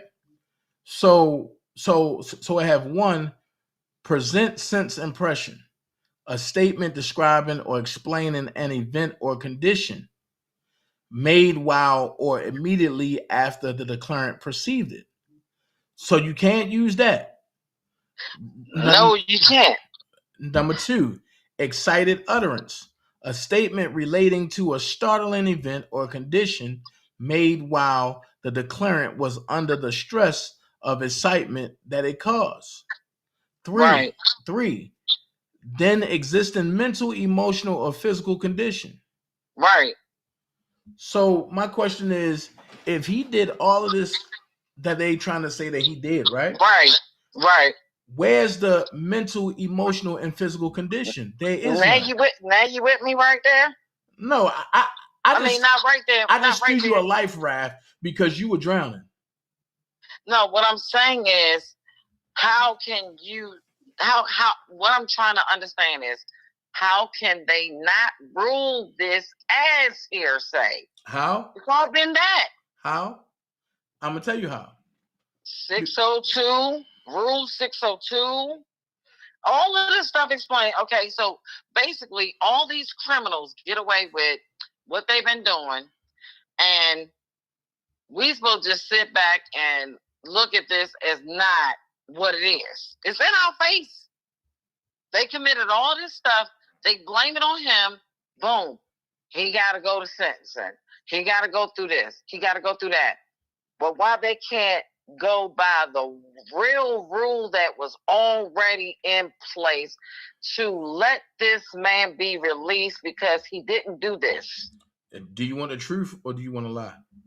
No, I want the truth. I'm gonna tell you why. No attempt is made. Exemption spell. They fighting for bonds.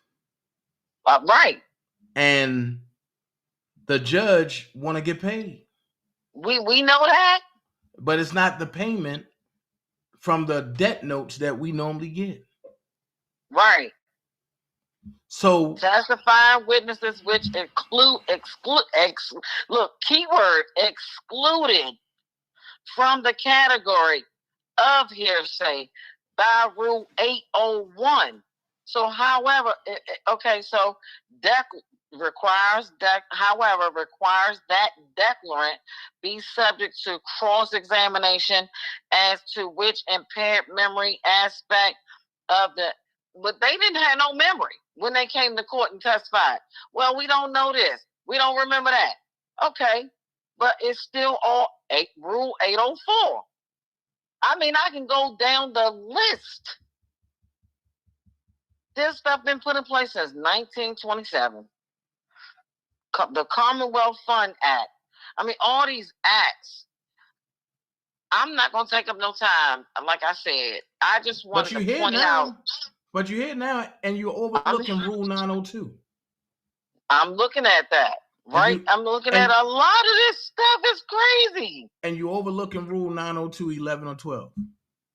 That pretty much everything you said is there. I'm not at the end of the page. I'm not at the end of the thing yet. That's why, but that's why I know that you're overlooking stuff because it's not at the end. Matter of fact, it's in the middle. Okay, right. But maybe I'm not done that far. Problems motivated. And you have to be that far. Look, and even problems of the motivation of the informant have been a source of difficulty and disagreement. Palmer versus Hoffman, 318 U.S. Look, this stuff. Oh, an accident report made by the since deceased engineer. Oh, this stuff is this. Look, this and then it goes on. Look, it goes on. It goes on. It's an ongoing thing. Can I ask you a question? Yep. You just said that you ain't get that far, right? Well, no. Wait. Go ahead. You just said you ain't get that far, right? You're all the way down on 14 and 18. Mm-hmm. I'm on 6D. You way ahead of me. No. I'm on 6D. You're not that far. I'm on 6D. Okay. If you go to look at this, listen to this. So look at the exception for number 7. Failure of a record to mention a matter which ordinarily would have been mentioned is satisfactory evidence of non-existence. Uniform Rule 6314. Where you at? Where you at? I'm at see, performers not record may assume under the rules described broadly as memorandum report record What a number data. are you at? What number? The number is exemption 7. Under exemption for hearsay. Let me hit that button. Just go to Cornell Law School and Legal Information Institute, LLI. Google, get on Google if you can. If anybody can do it and help me, dang. If some of this stuff is like the same stuff that. Hey, Coretta. Yep. Where do you think I was at? Listen. We can't talk about certain things on this phone. Where do you think I was at? I'm just giving you this. I'm just giving you this little bit, this little nugget I'm dropping. Because this, and then it goes down to justification for the exception. JBJ doing her research. Not research. She already on this. I already know. Probably unlikelihood that we will remember the details independently of the record. I want somebody to challenge this right here. Chesapeake and Delaware Canal versus the United States. Treasury records, miscellaneous receipts, disbursements, Howard versus Perrin, 200 US 71. Listen, you land. This is, listen. I cannot always get into it all. The more controversial area of public records is that of the so-called evolutive report. They got to give an evolutive report also, and until they do, they can kiss me sideways. The disagreement among the decisions has been due in part, no doubt, to of the situation encountered, as well as to difference in principle. Sustaining admissibly are such cases as United States versus Dumas.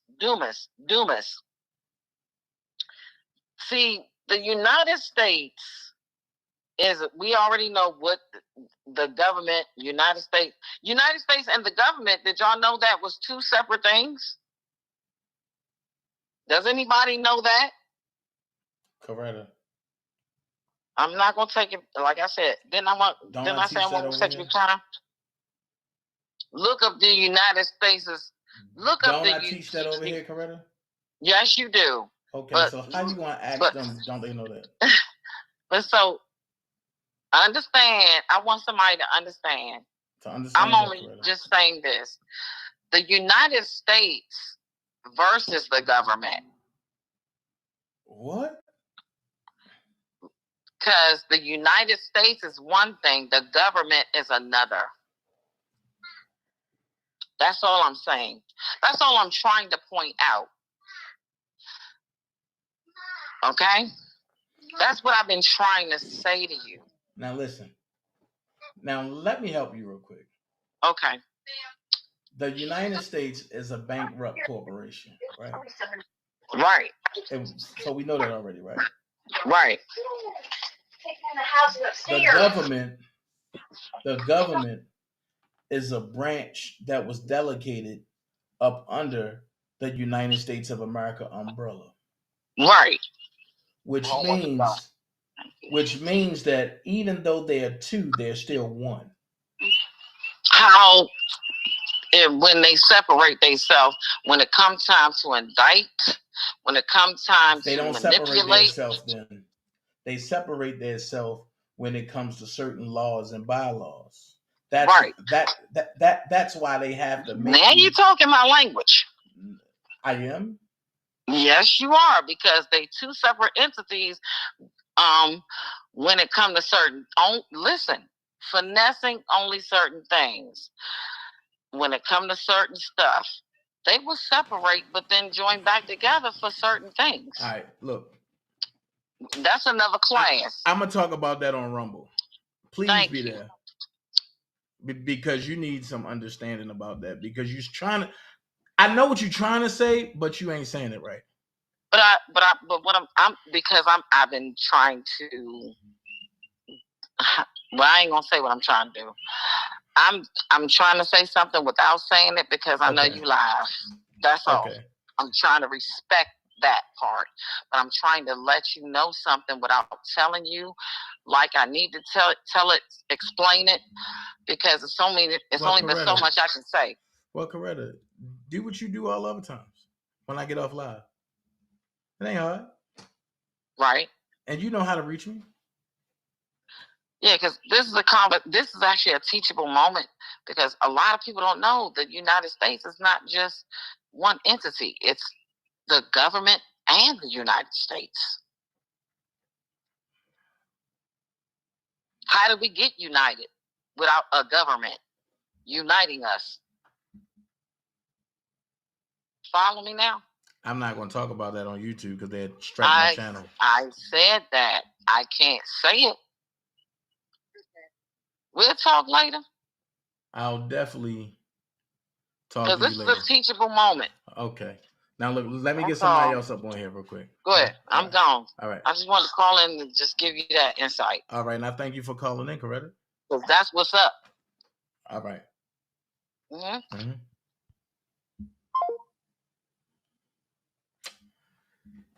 And you got to love people like Coretta because they mean well. The passion is good, but I got to get them together. I got to get them together.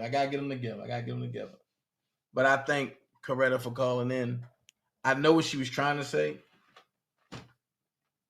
but, you know, I help out. I got it. Anybody else want to call in about what's going on? 404-914-7986. And we're going to talk about kills. And we're going to talk about the motion that Jennifer Bonjean just put in, calling the government out on that booger bullshit. So, hey, I mean,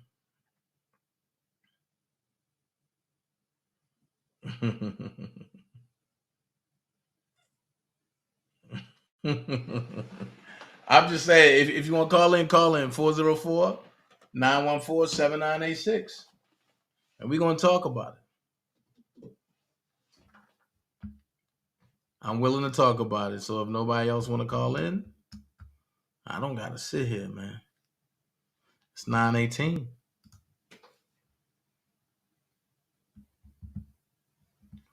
And when I start teaching these classes on Rumble, I wish people really come over to Rumble. I mean, I'm going to keep it a buck. People got applications in their phone that they don't use at all. So delete those applications and add something else. Hold on. You're live on the Dana J Show. How can I help you, caller? What up? I'm just calling in to say, I just called in because ain't nobody call in. What's up, bro? I'm chilling.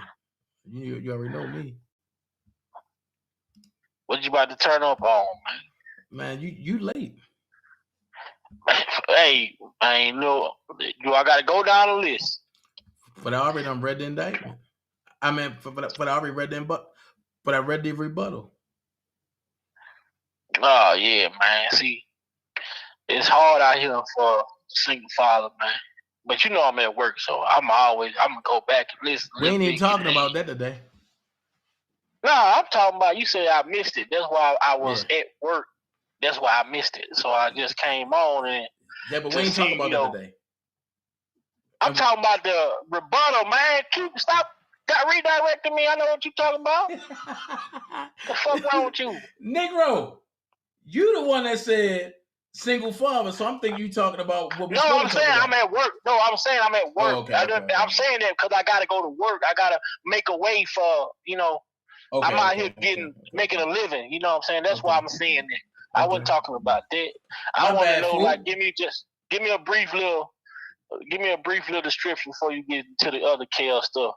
What should I be listening out? Give me one thing I can look forward to when I go back and listen. The government line and getting caught. Yeah, I seen the Tracy Sampson thing that malicious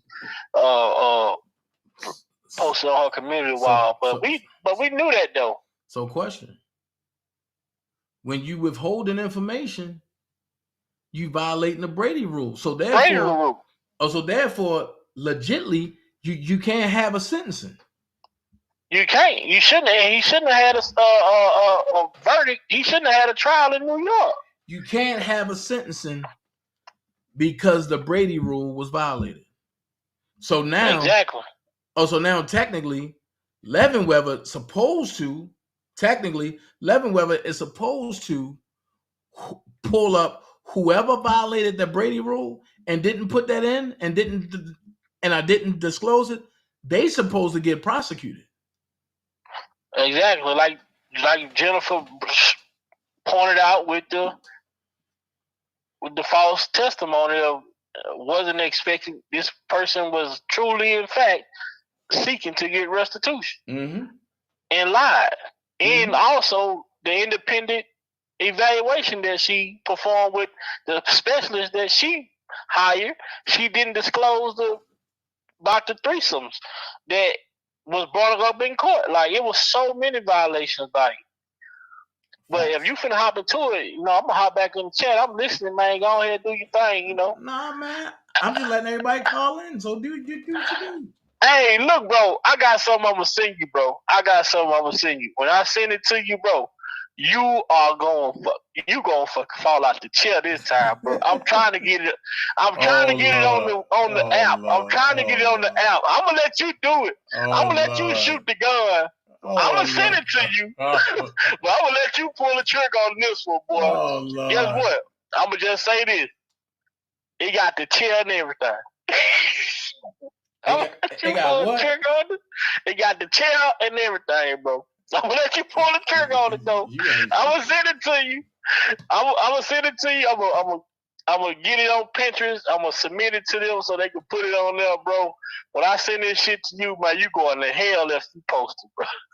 Oh, I'm gonna post it. Now I know what you're talking about. Oh, I'm a quick that boy. Send that thing to me. I'm gonna put a remix to that mother. You already know. Yeah. Put the chair. I'm gonna make that a meme. Man, bro, I seen this shit last night. I said, bro, I gotta get this to Dana, man. But I'm gonna submit it. Because it ain't on the app already, so I can submit it, and then it'll take them a few hours. I'm gonna put St. George behind it. You keep on rolling.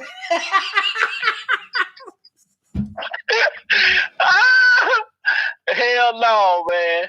Hey, I'm finna go in that thing. But to see Tracy said that Lisa Van Allen extorted them.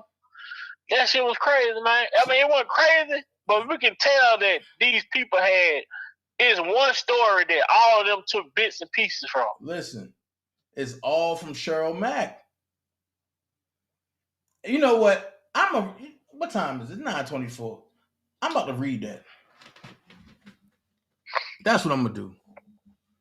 I'm gonna read the Cheryl Mack joint, so that way people can understand where all this stuff come from.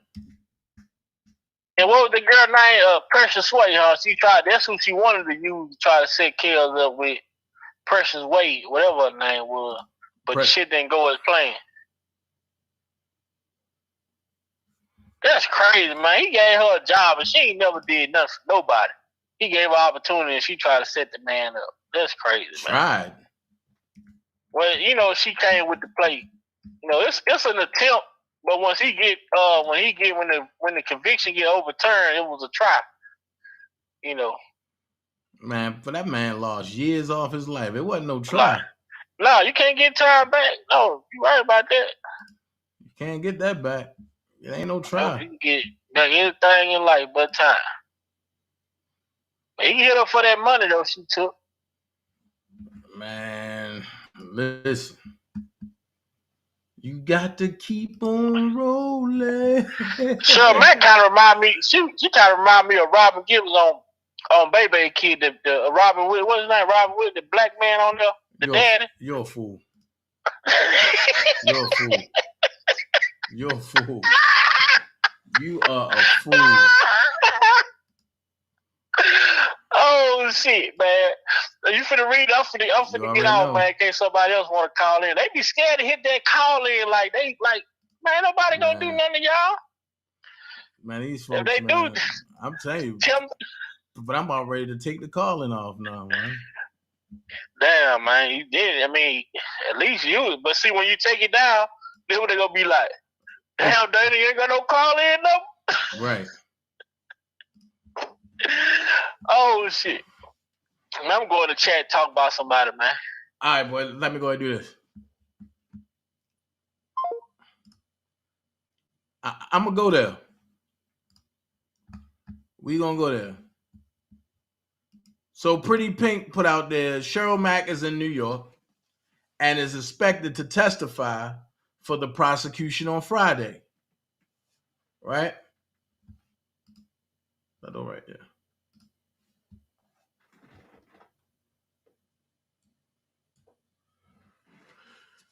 I guess she is supposed to be their bombshell witness.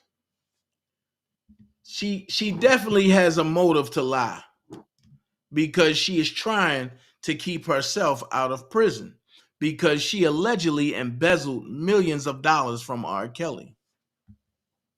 Okay? All right, so now y'all know that. And we're going to go there. We about to look at the blueprint for surviving R. Kelly. Now, here's what we're going to do. Here's what we're going to do. When y'all hear a storyline from surviving R. Kelly, put in the chat, heard that before. All right? So let's go there. During my term with Robert Kelly as a friend and as employee, I witnessed sex, hostility, snatching, grabbing, groping, drugs, alcohol, and bipolar behavior, all from a man who could write a record better than he could spell his name. I began my journey with Robert professionally in August of 2005.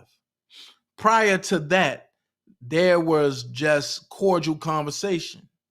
My first visit to Robert's studio was in 2005 with my artist Sherry Hawk, who now travels as background vocalist for Tamia. Robert invited Sherry and I to his Chocolate Factory studio, located in the basement of his Olympia Fields, Illinois home, foreclosed 2013.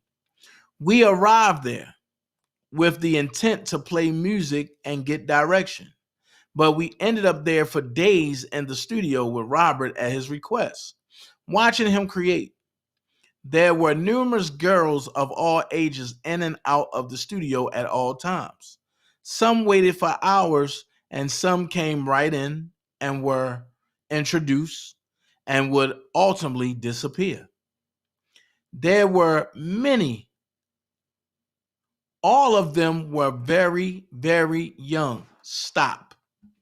How you going to say all of them were very, very young, but you said there were numerous girls of all ages in and out?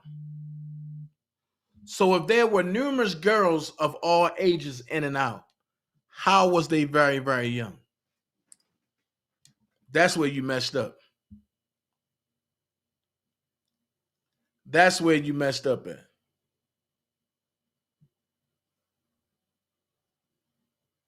Appreciate you. That's where you messed up at. Because you can't say that they were very, very young and then say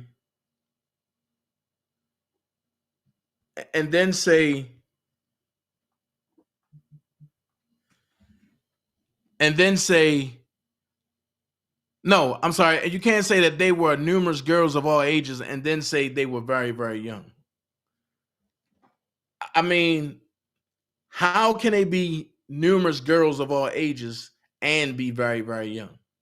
Can somebody explain that to me? Numerous girls of all ages, but they very, very young. I'm lost about that.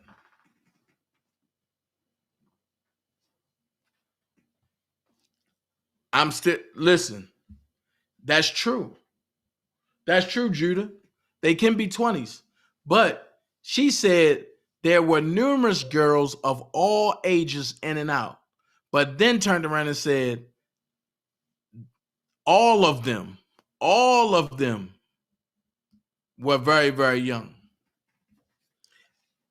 Sherry in her early 30s at the time didn't seem of interest to Robert, but he loved her voice and said he was very impressed with me as her manager. She wanted to give her a shot. Wanted to give her a shot at recording records for other projects. She recorded several records, and one of which he actually selected for his album Double Up. The album did very well. We saw credits, but there was $0 compensation. Uh-oh. There's the almighty rule. We saw credits, but there was $0 compensation. Sherry was featured on the album singing a duet alongside Robert titled Having a Baby. Robert never possessed any further activity with Sherry other that and said he wasn't going to make the song a single, so Sherry lost interest and moved on with other supporting act opportunities with Brandy, Kelly Price, and ultimately made her home with Tamia. Sherry and I parted ways, and I continued my working relationship with Robert. Stop. You mean to tell me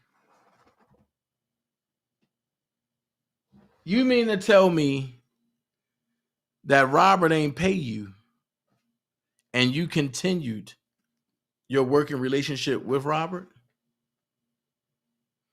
Something don't sound right. Then you said during the early visits with Robert, I was introduced to his staff of engineers and I became a staple piece. He referred to me as his sister. I met Robert's kids on the first visit to his home. He seemed very close to the children, and this was during the alleged porn court case period. There was a very close relationship with Joanne, his oldest daughter, now 16.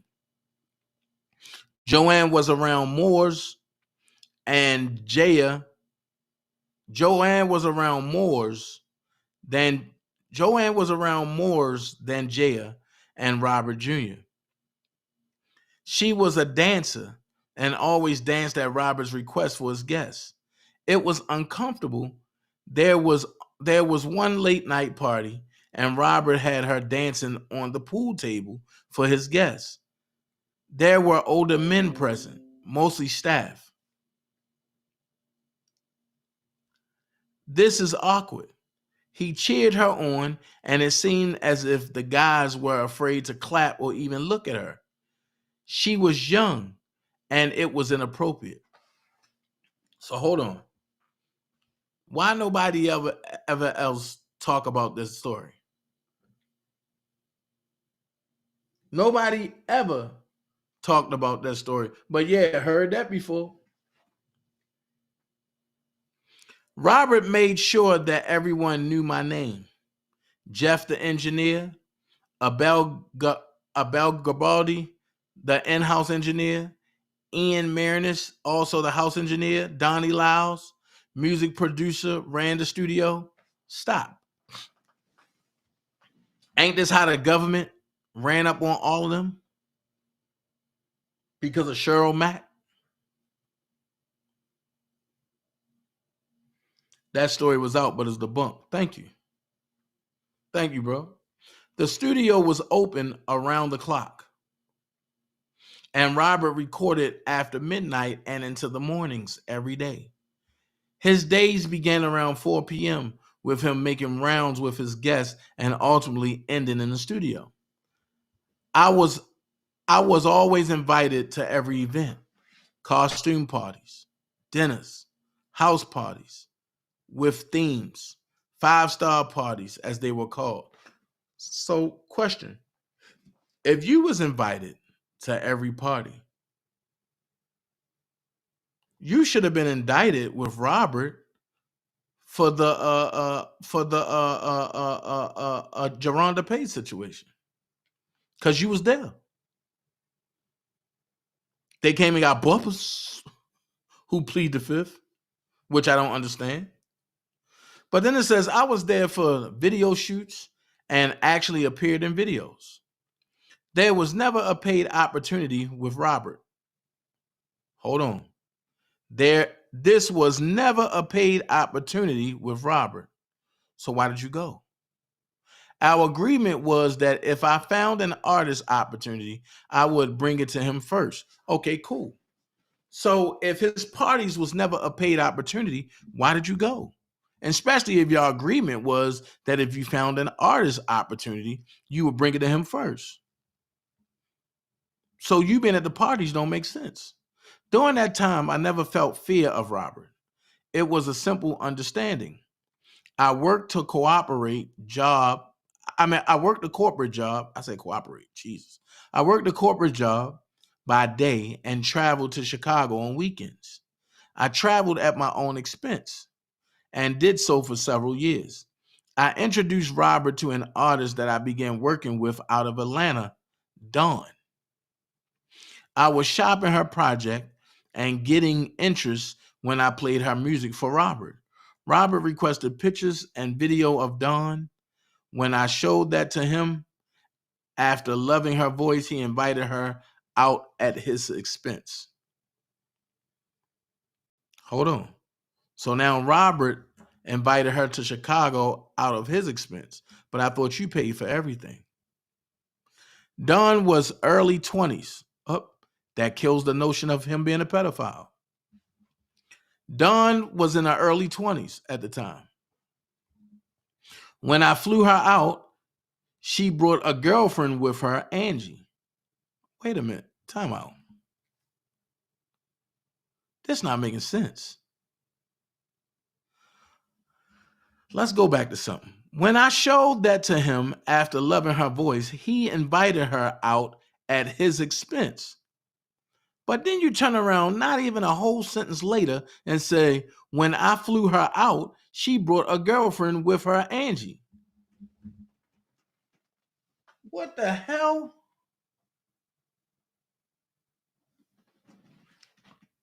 Robert met Dawn, loved her, and invited her repeatedly.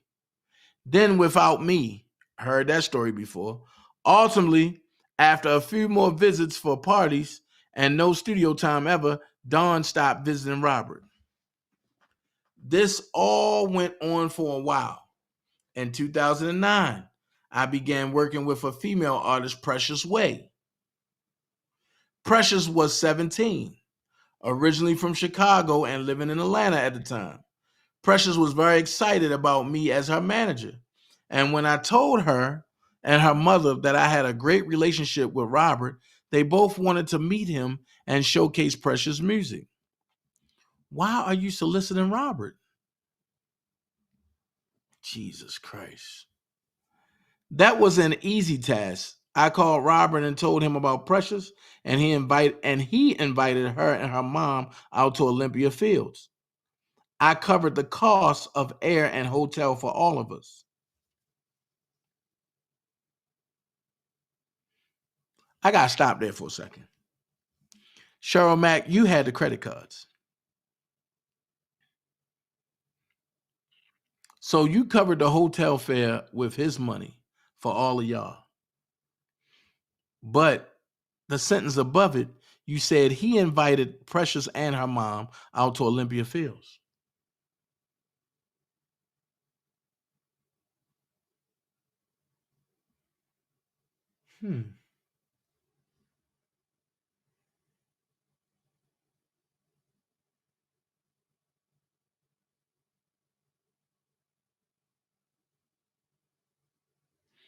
Right, and make up your mind. Either you paid or you didn't. But then it says, when we arrived in Chicago, we were invited to the home where there was a get-together. There was a basketball game on a court at his home, and the bar was open on the lawn. Precious and her mom, who are both Chicago fans of Robert's, that never even came close to meeting him, it was beyond their wildest dreams. Robert was very cordial and respectful that night. We were his special guests. He seemed smitten with Precious. She was young, and this hadn't happened at this point in my presence during my stint with Robert. We were invited into his studio, and there we sat, listened to music, and shuffled through pictures from Precious' portfolio. Precious asked, and with Robert's approval, went to the bathroom down the hall while her mother and I waited in the studio. During their absence, Robert faked a phone call, went to the bathroom, and escorted Precious into his theater room next door to the bathroom. Heard that before. Once he had Precious in the theater room, he locked the door and began his sex act with her. She was a virgin. Wait a minute. So she ain't make no noise, she ain't scream, she ain't do nothing. She was a virgin, scared out of her mind that if she didn't allow him to have sex with her, that he would refuse her project and disappoint me in the end. Ain't that Tracy Sampson story? How Robert forced himself in a different room.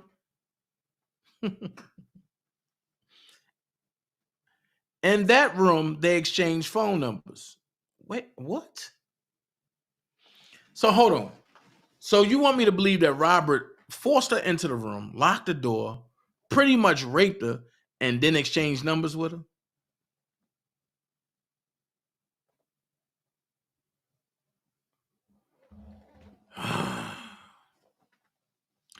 In that room, they exchanged phone numbers.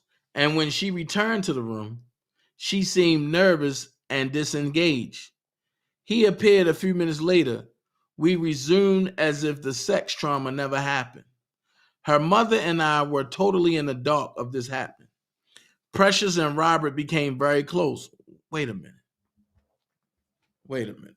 So he raped her, he forced into the room, locked the door, raped her, exchanged numbers, and then they became very close.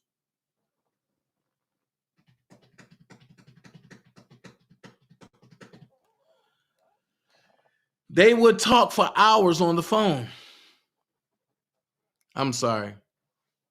Anybody that's been raped or molested and have a way out ain't talking to their rapist on the phone. Not for hours anyway.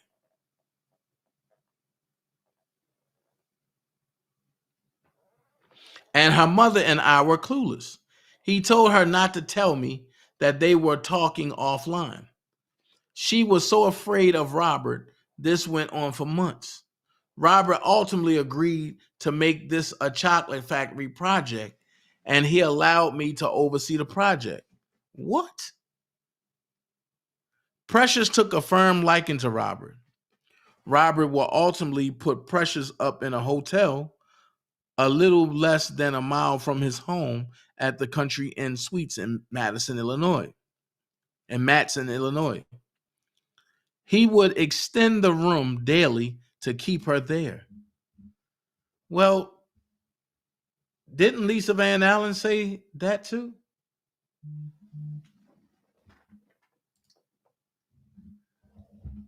I mean, I'm trying to figure that out too, V. White.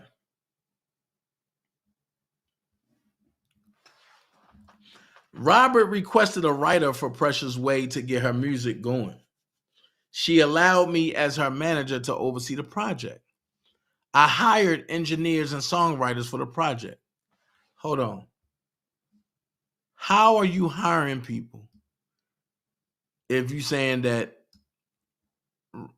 Okay, I get it. I get it. Don't pay me no attention. I get it. Because you got Robert's credit card, so that's how you hire people. I get it. There were times when he would yell at Precious about what she would wear to the studio, and she would cry out of fear. Here we go. She said that he would beat her at the end of the sessions. Heard that before.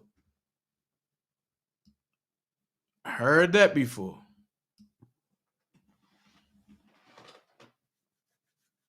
Ain't that's what they tried to say that happened to V?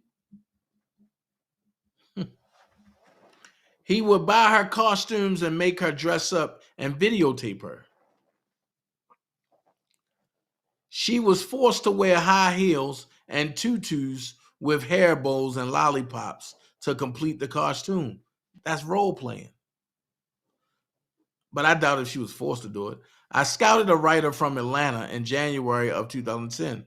Her name was Vonica Andrews, which we know as V. Vonica was an aspiring writer. She was in love with Robert. Okay, stop for a second. Why are you getting all these people that's in love with Robert, that's infatuated with Robert? This is not making sense. So if she already in love with him, she is not going to sit back and make a business decision because she wanted to go further. Oh my God. Robert, the first day that she met him, he wanted to meet with her. He wanted to meet with her without me. He said he wanted to do so because he needed to make sure she was in it for Precious. This was also part of his scheme. He met with her alone, and after the first night, he called me and said, "You the shit." She was 19 at the time. Well, that kills the notion of pedophile. Because she was an adult. She was over 18. She was over 17. But if you notice, you don't see them talking about Precious. Robert began playing Precious and Vonica against each other until it got to be too much for Precious. Robert had me overseeing the project and proposed a co-management agreement for both the girls. If they grown, how are they girls? See the language? He had me doing all of the work, and he would come in at the end of every session to check the progress of the Vonica's writing and Precious vocals. I hired an engineer by the name of Dwayne. He was also a producer, and he was present for every session with the girls. Precious was very afraid of Robert. She would almost tear up when she knew that he was on his way to the session. I began to fear what she feared. What? This went on for quite some time, and Robert ultimately stopped her sessions. By now, she was in a Hampton Inn in Matson, Illinois. I was flying in and out of Chicago. The sporadic sessions didn't suit me from a cost perspective. There was no money coming in. He wouldn't allow her to work out, leave her room, or even speak or see her mother. Okay, now we know where that narrative comes from. But that Robert, but don't let them speak to their kid. I mean, speak to their parents. And you heard Azriel say she spoke to her parents anytime she wanted to.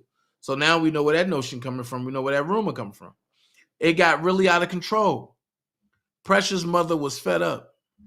Robert had by then forced Precious to have an abortion, beat her like a child, forced her to wear makeup to cover her bruises, remain silent about it, stay in her hotel room, not speak to her family. She was scared. Where did we hear that at? With Joycelyn. They hired attorney Susan Loggins. Sued Robert a few weeks prior to his Africa date as opener of the World Cup. He called me in, put fear in me, told me that I needed to pick a team. This is what they used in New York. This is what they used in New York. Told me that I needed to pick a team. He said that people get killed for being involved in this kind of thing. So, time out. Allegedly, Precious and her mama go to Susan Loggins. By this time, Susan Loggins already been in the fold of suing Robert by way of Demetrius Smith, right? So now he told you out the blue to pick a team. And he told you that people get killed for being involved in this kind of thing. Now, after all the stuff you witnessed Robert do allegedly, now you fear for your life?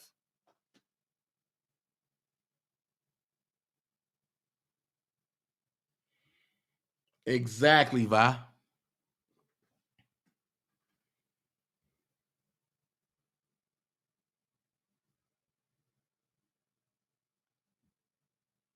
What's up, Adonis? Hey, I appreciate it. Thank you. Robert had people around him that he threatened to handle me if this got out of hand. What? He forced me to visit his attorney, Ed Jensen, where he prepared Jensen. Well, didn't we hear that before? Ain't that the same story that Lisa Van Allen told? I told y'all all the narratives is in here. Ed was already prepared for my arrival. He had a series of questions. Ain't that what Lisa said? For every question, Ed prepared me for shakedown and other legal scare tactics that I didn't know. I was more afraid for my reputation in the industry and how things were playing out.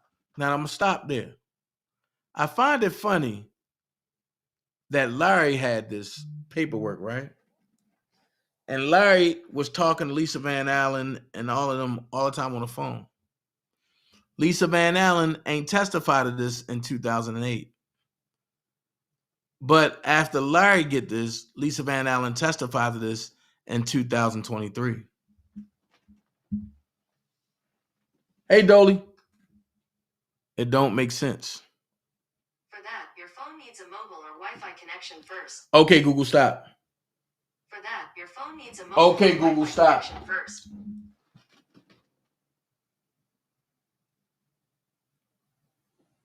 It's just not making sense. Then it says Precious won her lawsuit against Robert and the case is sealed. The case was based on sex with an underage minor. There's video footage on file of Robert's multiple entrances into Precious' hotel room, collections of Robert's fingerprints and semen from her undergarments, and bed sheets, all collected and used in support of the case. Here's my question. If semen die when it hit the air, how are they able to collect anything from off of bed sheets and say it's Robert's? If semen dies in the air, there's nothing to collect. There's no DNA. And if you don't collect it within, I believe, like 3 hours, everything dissolves.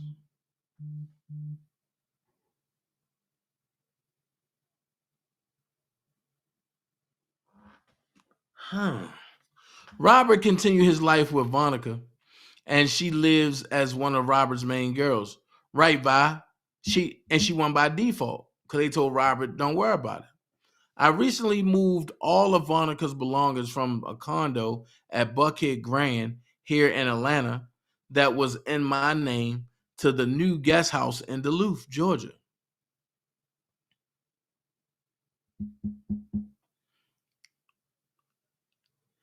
In 2013 and 2014, Robert asked me to locate Precious, and I did. Wait a minute, but I thought you was in fear for your life. So why was you still there? Because Robert was on tour, so you could have left then.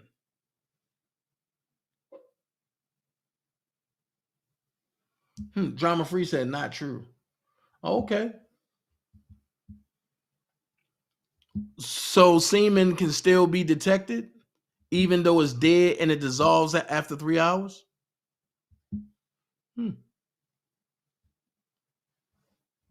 I got to find out about that. He offered her a visit to Atlanta. She accepted. I arranged the visit, and they picked up where they left off. Precious revealed that at that time, she was still in love with Robert, and her life was so damaged that she didn't even know how to function with other men. Wait a minute. Isn't that Lizette Martinez's story? Wow. All of the stories is here, I told y'all. After being in that scary relationship with him, I made the contact with Precious for Robert because I was afraid not to. Really? He would have forced her to take her clothes off after he completely undressed in front of me and forced her to have sex with him with me sitting there while she cried doing so. Wait a minute. So you watched him have sex with her and didn't say nothing?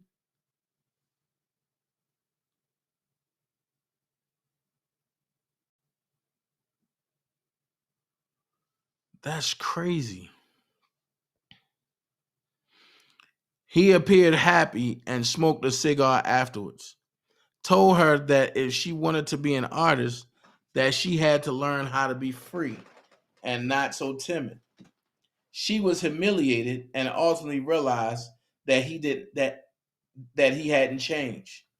She told me later that he continued to hit her and yell and force her to do things sexually that she would never do, like finger him anally and speak of her finger as a penis.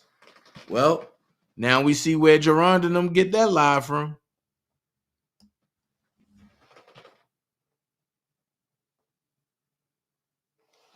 You see what I'm saying? Now, Bye stupid. Bye said Cheryl must be one ugly lady to not join in. You see what I'm saying? It just don't make sense. And then she said, and asked him if he liked it. She said that was his most satisfying moments with her sexually. Well, I thought Geronda said that this happened with her. But Cheryl Mack said this happened with Precious Way. See what I'm saying? It's crazy how Cheryl Mack wrote this memoir and all them girls studied it. But that's where Tamara Simmons coming in. Tamara Simmons is a casting director and an actress and actor development person. So she got this from Cheryl Mack and she gave everybody an excerpt. And for a whole year, she made them study and rehearse before they got on the camera.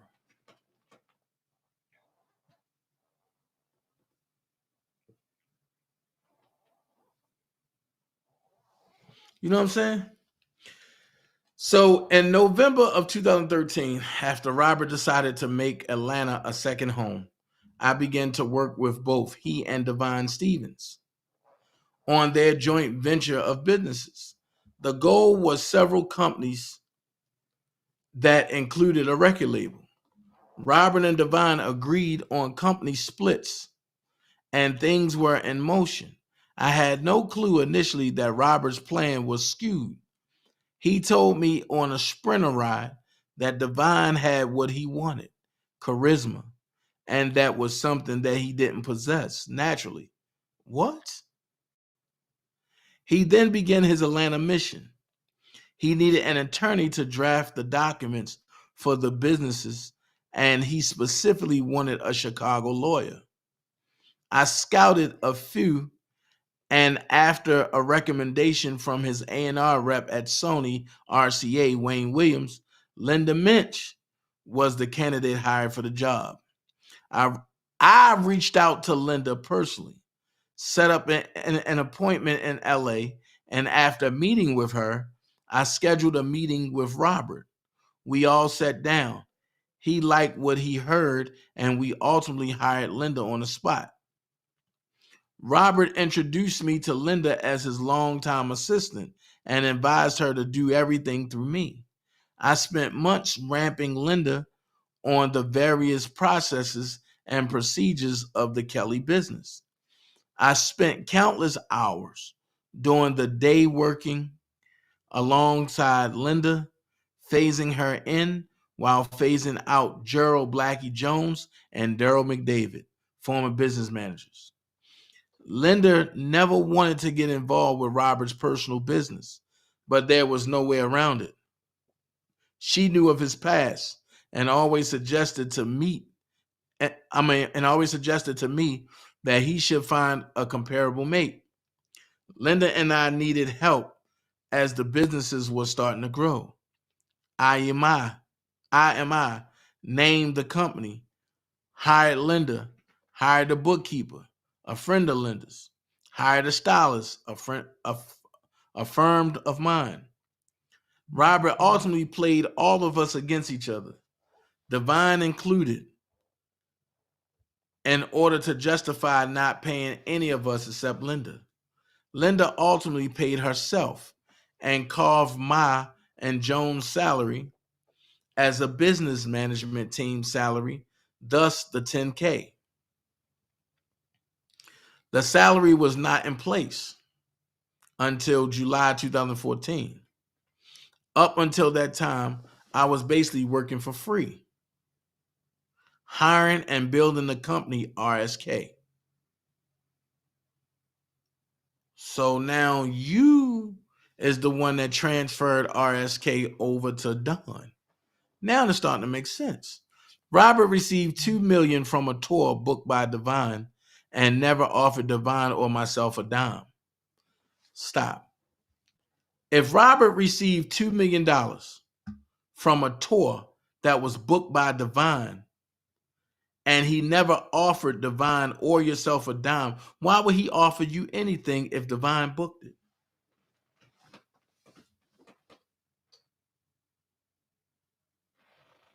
Make this make sense. When things started to become more structured, I have the bank statement of incoming cash and outgoing expenses. So if you have the bank statements, then that means you could have paid yourself. Wow. When things started to become more structured, Robert began to change his attitude towards Divine and I. He began playing us against each other. He would call me and yell at me over the phone and in person for having conversation with Divine or even being cordial with him. He wanted me to believe that Divine was trying to be the artist and that he wasn't really in it for him. Things got out of control. I went through the process of hiring a stylist. The first stylist that I brought in for an interview, he wanted her phone number and wanted to hire the second candidate for work. During this time, he was proposing nights with my 22-year-old niece and my best friend in her 30s. He was very aggressive with my niece. Asked me to have her send pictures to his phone and call him. Come by the studio, etc. She refused to do so. My best friend had zero interest, and though that it was very disrespectful, Robert began asking me to invite girls to the gym where he played basketball. My friends never wanted to come. They actually thought he was disgusting and were intimidated with the aggressive behavior of all off the court. The stylist ultimately hired for the job, Cash Howard, was harassed by Robert. She said on numerous occasions that he asked her for pictures and to not be afraid to be a little girl for daddy. Every girl calls him daddy. It was embarrassing. I hired her and it became a styling game of weed smoking and heavy use of alcohol. And then ultimately he began to play us against each other. Stop. Cheryl Mack, if he planned you against everybody, why didn't you leave? That question never gets answered. I never saw Cash and Robert intimate. I saw text messages, and she often spoke of their sexual phone conversations. She told me that he forced her to watch him have sex with his regular girls, Juice and Vonica. This went on a few times in the lounge at Divine's house. So, if this is Divine's house in Duluth, right? Or if this was Divine's house in Georgia, then where's the guest house? It's not making sense. Robert's employee, Uncle Junebug, was very rude to me after he saw Robert yell and curse me out. Robert would say, "You're very smart, but you do stupid stuff." For example, if the guests would fly in at noon and arrive at their hotel and couldn't check in until 3 p.m., he would yell and curse at me and call me stupid and blame me for the hotel rules. This would happen if flights were delayed, if drivers weren't present at the carousel, if the Uber driver was a male and not a female. He would yell at me and curse me out in front of Junebug, and Junebugs ultimately begin to yell and curse at me as Robert did. Well, didn't we hear that story before? Didn't one of the accusers try to say that they went through that? They would have me running through crowds, oh my God, at shows to make sure that the guests were always in his view at concerts and not near each other. Didn't Demetrius Smith say he did that? He left the stage at a show once and cursed me out because I guess that's supposed to be one, but it's a on of the guests moved from one side of the stage to the other, and he saw them close to each other. He said it was my fault. He did this in front of staff. Junebug had me scared to do my job. He would make me feel as though I didn't work for Mr. Kelly, as he would call him, more so that I worked for him. Robert would make Junebug the boss of everyone and still say, "Only do what I tell you to do." It was a very confusing, hostile environment. So why did you stay there so long then? More girls became a priority. Azriel Clary, an inspiring artist from Orlando. Joycelyn Savage, an inspiring artist from Atlanta. Judia Johnson, an inspiring model from Atlanta. Christy K.L. Lee, an inspiring artist from Texas. And others were all Robert's new teenage girls. What? That I was constantly moving around, booking air, ground, and hotel, all with a debit card in my name from his personal Robert S. Kelly SunTrust bank account. So I answer this question. If you have a card in your name, why wasn't you paying yourself? Which in turn turns to the question of, how was you able to embezzle millions of dollars from Robert if you wasn't getting paid? You was paying yourself. So let's go here. You said, and others were all Robert's new teenage girls that I was constantly moving around, booking air, ground, and hotel, all with a debit card in my name from his personal Robert S. Kelly SunTrust bank account. So let's go here. Azriel was of age. Okay. Joycelyn was over age. Okay. Judea was over age. Okay. And Christy was just of age. So when the feds went to go get Judea and Christy, they both told him Robert ain't do nothing wrong to them. So as we read this memoir, why don't we hear nothing about Judea Johnson and Christy K.L. Lee? What up, T. Glenn? Why don't we hear about Christy Lee and Judea Johnson? I'll tell you why. Because when the feds pulled up on them, their testimony was in favor of Robert. So they're not going to use it. And Robert had a fake PI that wouldn't invest in going to get them to testify on Robert's behalf. These girls were so young and not travel savvy. Well, if they were young, how did Joycelyn become, well, Joycelyn was over 18. Christy was over 18. Judea was over 19. So how was the girl so young, Cheryl Mack? Answer that question. And not travel savvy. It was very difficult creating, it was very difficult creatively moving them around. Robert never cared about the process or the cost.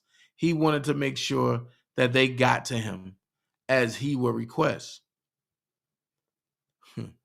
It was during a show date in Cincinnati that everything took a turn for the worse. Now wait. So far up to this point, the worst have already happened. At this point, he had forced you to have to watch him have sex on many different occasions. You said Precious Way was 17.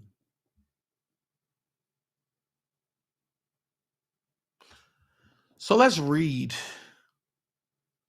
what was so wrong about this one.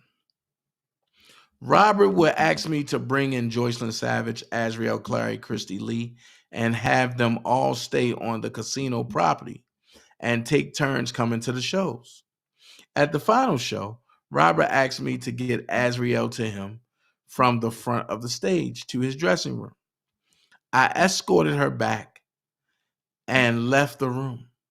He yelled for me an hour later. So you stood outside the room for a whole hour? But you said he yelled for you an hour later as if something was wrong. I walked into the room and sat next to them both. He was laying on a huge ottoman and she was sitting next to him. We were discussing the show, and moments later, she leaned over and started giving him oral sex in front of me. It was disgusting. She's only 17. So hold on. You mean to tell me what happened to Precious wasn't disgusting, allegedly?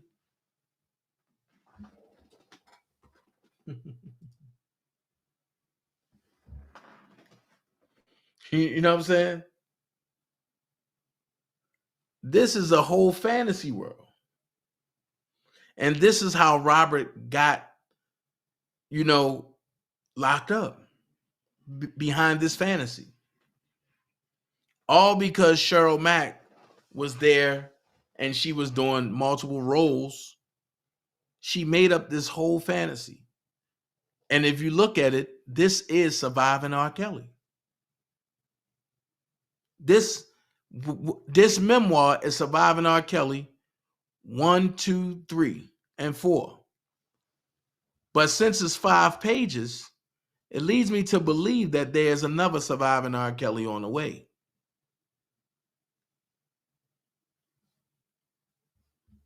This is Surviving R. Kelly. This how it look on paper. So it was in that moment that I made a conscious decision to end this role. Stop. You made a conscious decision to end the role with Azriel giving him head, but you said Precious Way was made to have sex with him, and you sat there and watched. And that wasn't enough. and and that wasn't enough for you to end your role? You're a fucking liar.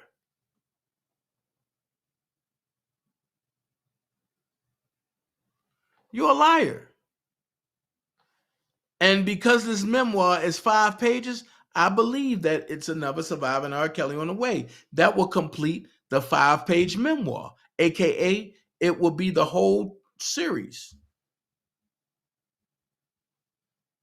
It's 5 pages here. And each page depicted a series or episodes of Surviving R. Kelly. So you said it didn't feel right hearing him moan to the enjoyment of a child giving him oral sex. He would always have her in the room straddling him in front of everyone. He thought it was sexy to do that. Stop. You never heard Azriel testify to none of this, but she took a piece of how Azriel met him, right? And she put it in here. Because remember, Azriel testified that she straddled Robert when she first met him in a hotel room.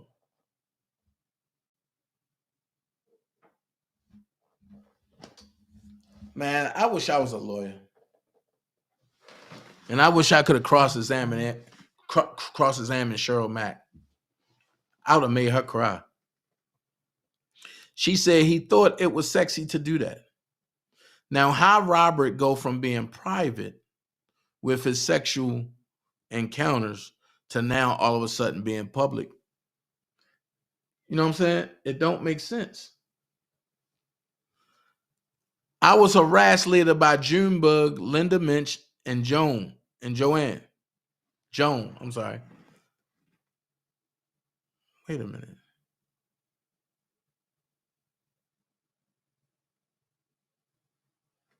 Okay. I'm trying to figure out who Joan was. And the new tour manager, KG. They found issues with everything that I did after I had them ramped and comfortable in their seats. I was the biggest threat to everyone because I 100% had Robert's entire life in my hands. Even Robert thought that was too much control. They started playing alongside Robert with being rude. He did so much of the playing everyone against each other that he forgot that I had 4 condos in my name for him and his guests for the first year. I put 2 houses and every single utility in my name for him.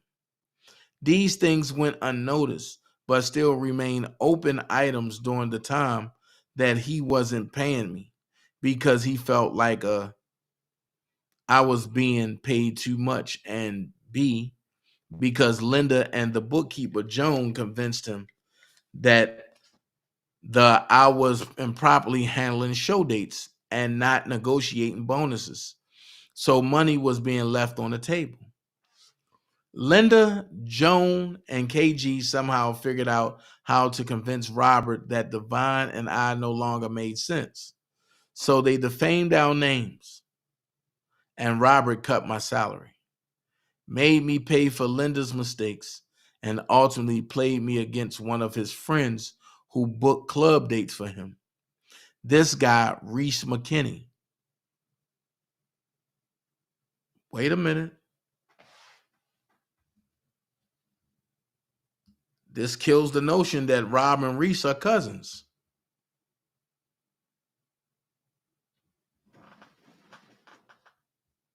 That kills the notion that Rob and Reese are cousins. Wow. Why would she put that out there? This guy, Reese McKinney, would pay me out of his commission from events for helping him on his side of the business. Robert saw that as double dipping. The 200 or 300 here and there just somehow didn't sit well with him. He was then convinced that I was showing favoritism to some of the agents after I delivered on his request to close the dates for his friends that brought in an excess of 1.3 million in show dates. Robert has a strong pattern of creating fear to not pay his debt. What? Robert has a strong pattern of creating fear to not pay his debt to anyone. I would always get his approval on extremely costly flights and upscale hotels, but push back when I would ask for my own pay. All while I was renting condos, homes, and covering utilities all in my name. I was disparaged by Linda, Joan, and KG. Robert ultimately lowered my responsibilities to focusing only on his guests and the homes, and it was grueling. Wow. So there you have the whole playbook of surviving R. Kelly. If you want to call in, call in. This is the last time I'm going to keep it open. Then after this, we up out of here. But you have the whole playbook of surviving R. Kelly. If you want it, email me. Let me know you want a copy. I'll send it to you and you can study it. Shout out to the people that came in late that I wasn't able to speak to. I'm just saying. That part right there, Cheryl had everything took out of that ATL home. Facts. Because she the only one that had the other key. But if you notice, Robert never named her name. Never.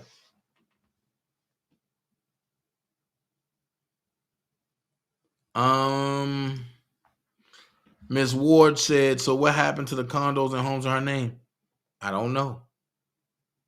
I don't know.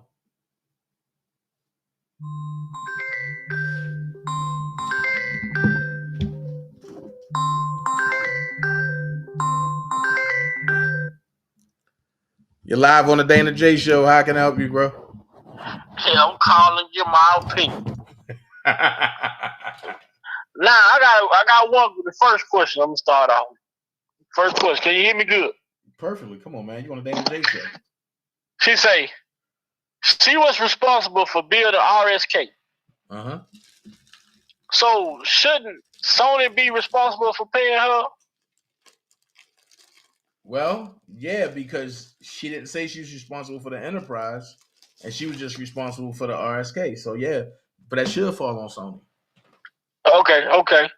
So I'm trying to understand this part now. She got to be a freak elite because every sexual encounter this man had, she was right there watching. And it's crazy because she said Azriel was enough for her, but Precious wasn't. You know what I'm saying? You saying these women are uncomfortable and just showing discomfort, and you as a woman, you just continue to sit and watch these situations go on. And you made a great point. How is she outsourcing? Yeah, that's another thing. I'm sorry, chat, that I gotta stop right there because I just had another thing not come back. She said she outsourced producers and engineers. Mm-hmm. Now, what was the reason for Sparkles not getting her a record deal? Because she wanted other people to produce her. Now, make it make sense now. So how Kel want to work with this girl? And he was going to work with her. Will he allow this woman to go and outsource?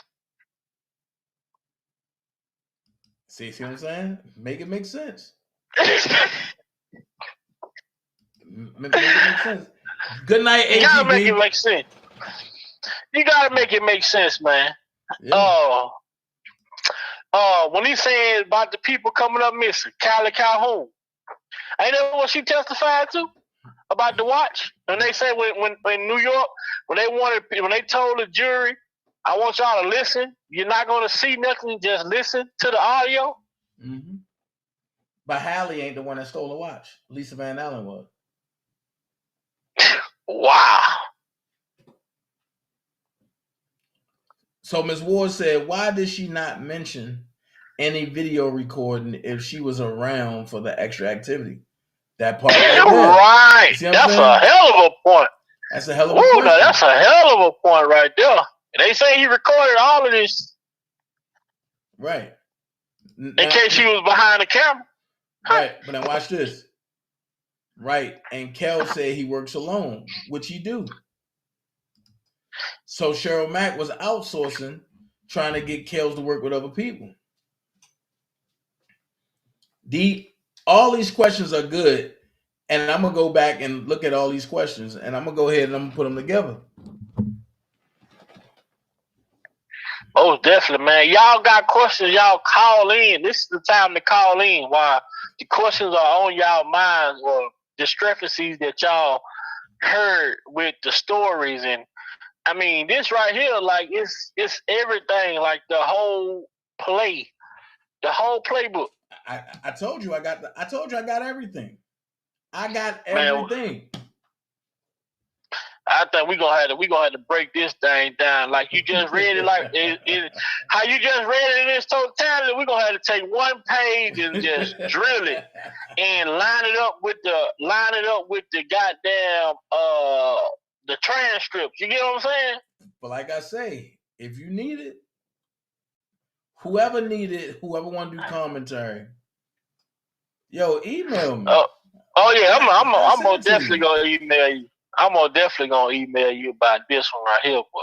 And then Stephanie said finance in his name and titled in her name. That's fraud. That's fraud. That's fraud. Because and everybody now. Oh, go ahead. Yeah, because who know that Robert even know that she had it in her name? She had control. She had full access of the account. Yep. Georgia girl said, wow, she was getting her cut. Of course. She was always getting paid. She just was pissed off it wasn't coming directly from Robert, but she was taking it directly from Robert. No, it was coming directly from Robert. She was mad that she wasn't able to double and triple dip from Robert. Mm-hmm. But now watch this. Here's the next question. They say Robert was gay, right? No, they said. Okay, so watch this. Cheryl Mack said that Divine Stevens was screwing Rob, right? I debunked that. So why wasn't Divine Stevens on a stand in New York as any of the John Does? Good question. Because he didn't commit a crime. Why the people? This is my question. Why the men that committed a crime in R. Kelly's name, when they got caught, they became John Does? John Does. Exactly. Then you got the stupid crew over there talking about, oh yeah, and he even screwed guys. But wait a minute. We seen the whole play. Didn't Precious Way, or should I say, didn't they say that Precious Way crawled from under in a place just to suck Robert off? Mm-hmm. So now Robert crawling from on a boxing ring and to suck up. Come on, stop, man. Really? And I thought Juice was supposed to be whose daughter? Val. Wasn't she supposed to be related to one of them? Val. Huh? Val. Valerie Payton. Okay. But he's throwing Juice though. And not Valerie Payton. but both of them working for him though. Yeah. This is it. Oh yeah, what I just sent you. Now what I just sent you when you said that she got hired in 2005. That's the beginning of the federal investigation. The first time they was investigating him. It started in 2005.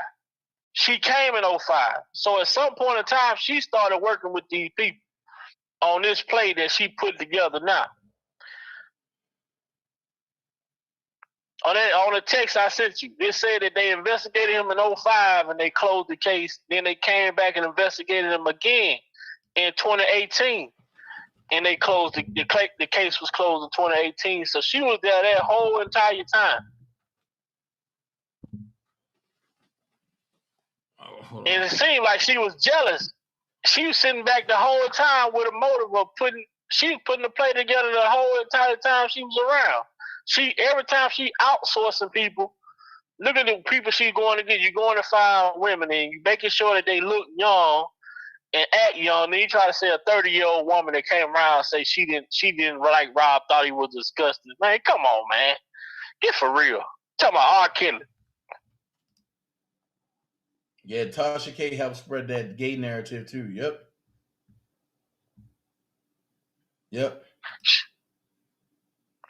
Now y'all call in. Come on, man, call in so we can had a conversation. Hold on. I know y'all got some different questions. Come on with the call in. So why would Az parents sign Az over to the trainer's mama? That makes sense. Like, I couldn't answer that. And when was the Cincinnati show? Because according to the court, they only talk about the show in California. They talk about the hotel in the Dolphin Hotel in Florida. Then they talk about Chicago. So why wasn't Cincinnati a part of this? You know what? If it's trafficking. Why wasn't no charges brought up in Cincinnati neither? My point exactly. A motion overnight from lawyers for R. Kelly co-defendant Daryl McDavid alleges the feds declined to bring charges against Kelly on multiple occasions before charging him in 2019. Then it says, despite possessing the tape and having known about the allegations for decades, the government declined to bring charges. Indeed, it declined to do so on multiple occasions. See 10/3/2005 FBI ROI closing the Kelly investigation, 5/31/2018. FBI ROI closing the case file on new accusations against Kelly. Instead, it did nothing while being fully aware of the allegations and possessing evidence for decades. As a result, they let substantial pieces of evidence get lost to time. So pretty much they declined to prosecute Kelly because they knew they didn't have no case and they knew the people wasn't going to allow it at that time. So they had to diminish the people, but they had to turn the people against them and before they turned against them. Mm-hmm. So they come back after 2018. They come back January 3rd, 2019, surviving R. Kelly. Then boom, 2000 February, Kim Fox come with the BS she come with. And then July 11th, they go get him. So that's enough time to turn the people against him worldwide and to stop his shows. Exactly. So pretty much they said Robert can't do nothing. He's not expendable, but I mean he's not needed no more. And now that we got the people to turn against him, we ain't gonna face no backlash. Yep. And I was reading the article too earlier from Jason Meisner, the original 2019 article about the BOP, and they come out lying saying that the feds brought the charges before the state did. And that's a lie. Send me that. It's on matter of fact, let me go. I'm gonna go get the copy of the link right now off Miss Wimbush community wall. Oh. She got the link on her community wall. Let me see. Oh, they done put Sharon Wimbush off. Oh God.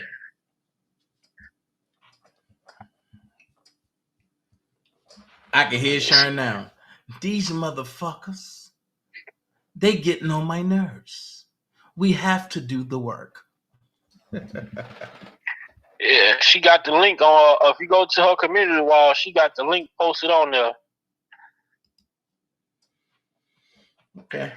Let me see. Let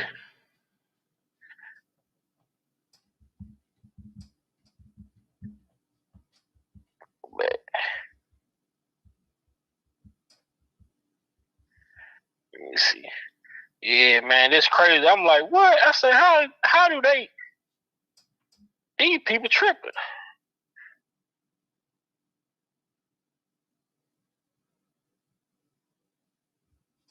Man. and said Sharon be going for the juggler. And she's like, Sharon don't play. You got to do the work in New York. You have to do the work. I'm not for the dumb stuff. Sharon don't be missing when she come. Right. Nah, I didn't get a chance to check out the handbook. I looked at different pieces of it, but I didn't get to check out the whole thing.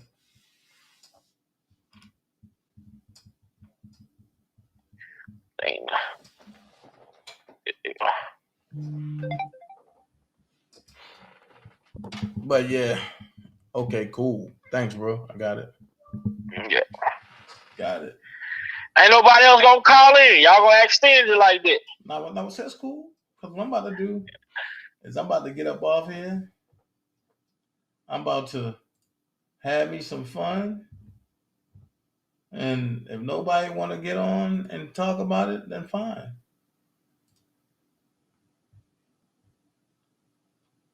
That's how I look at it.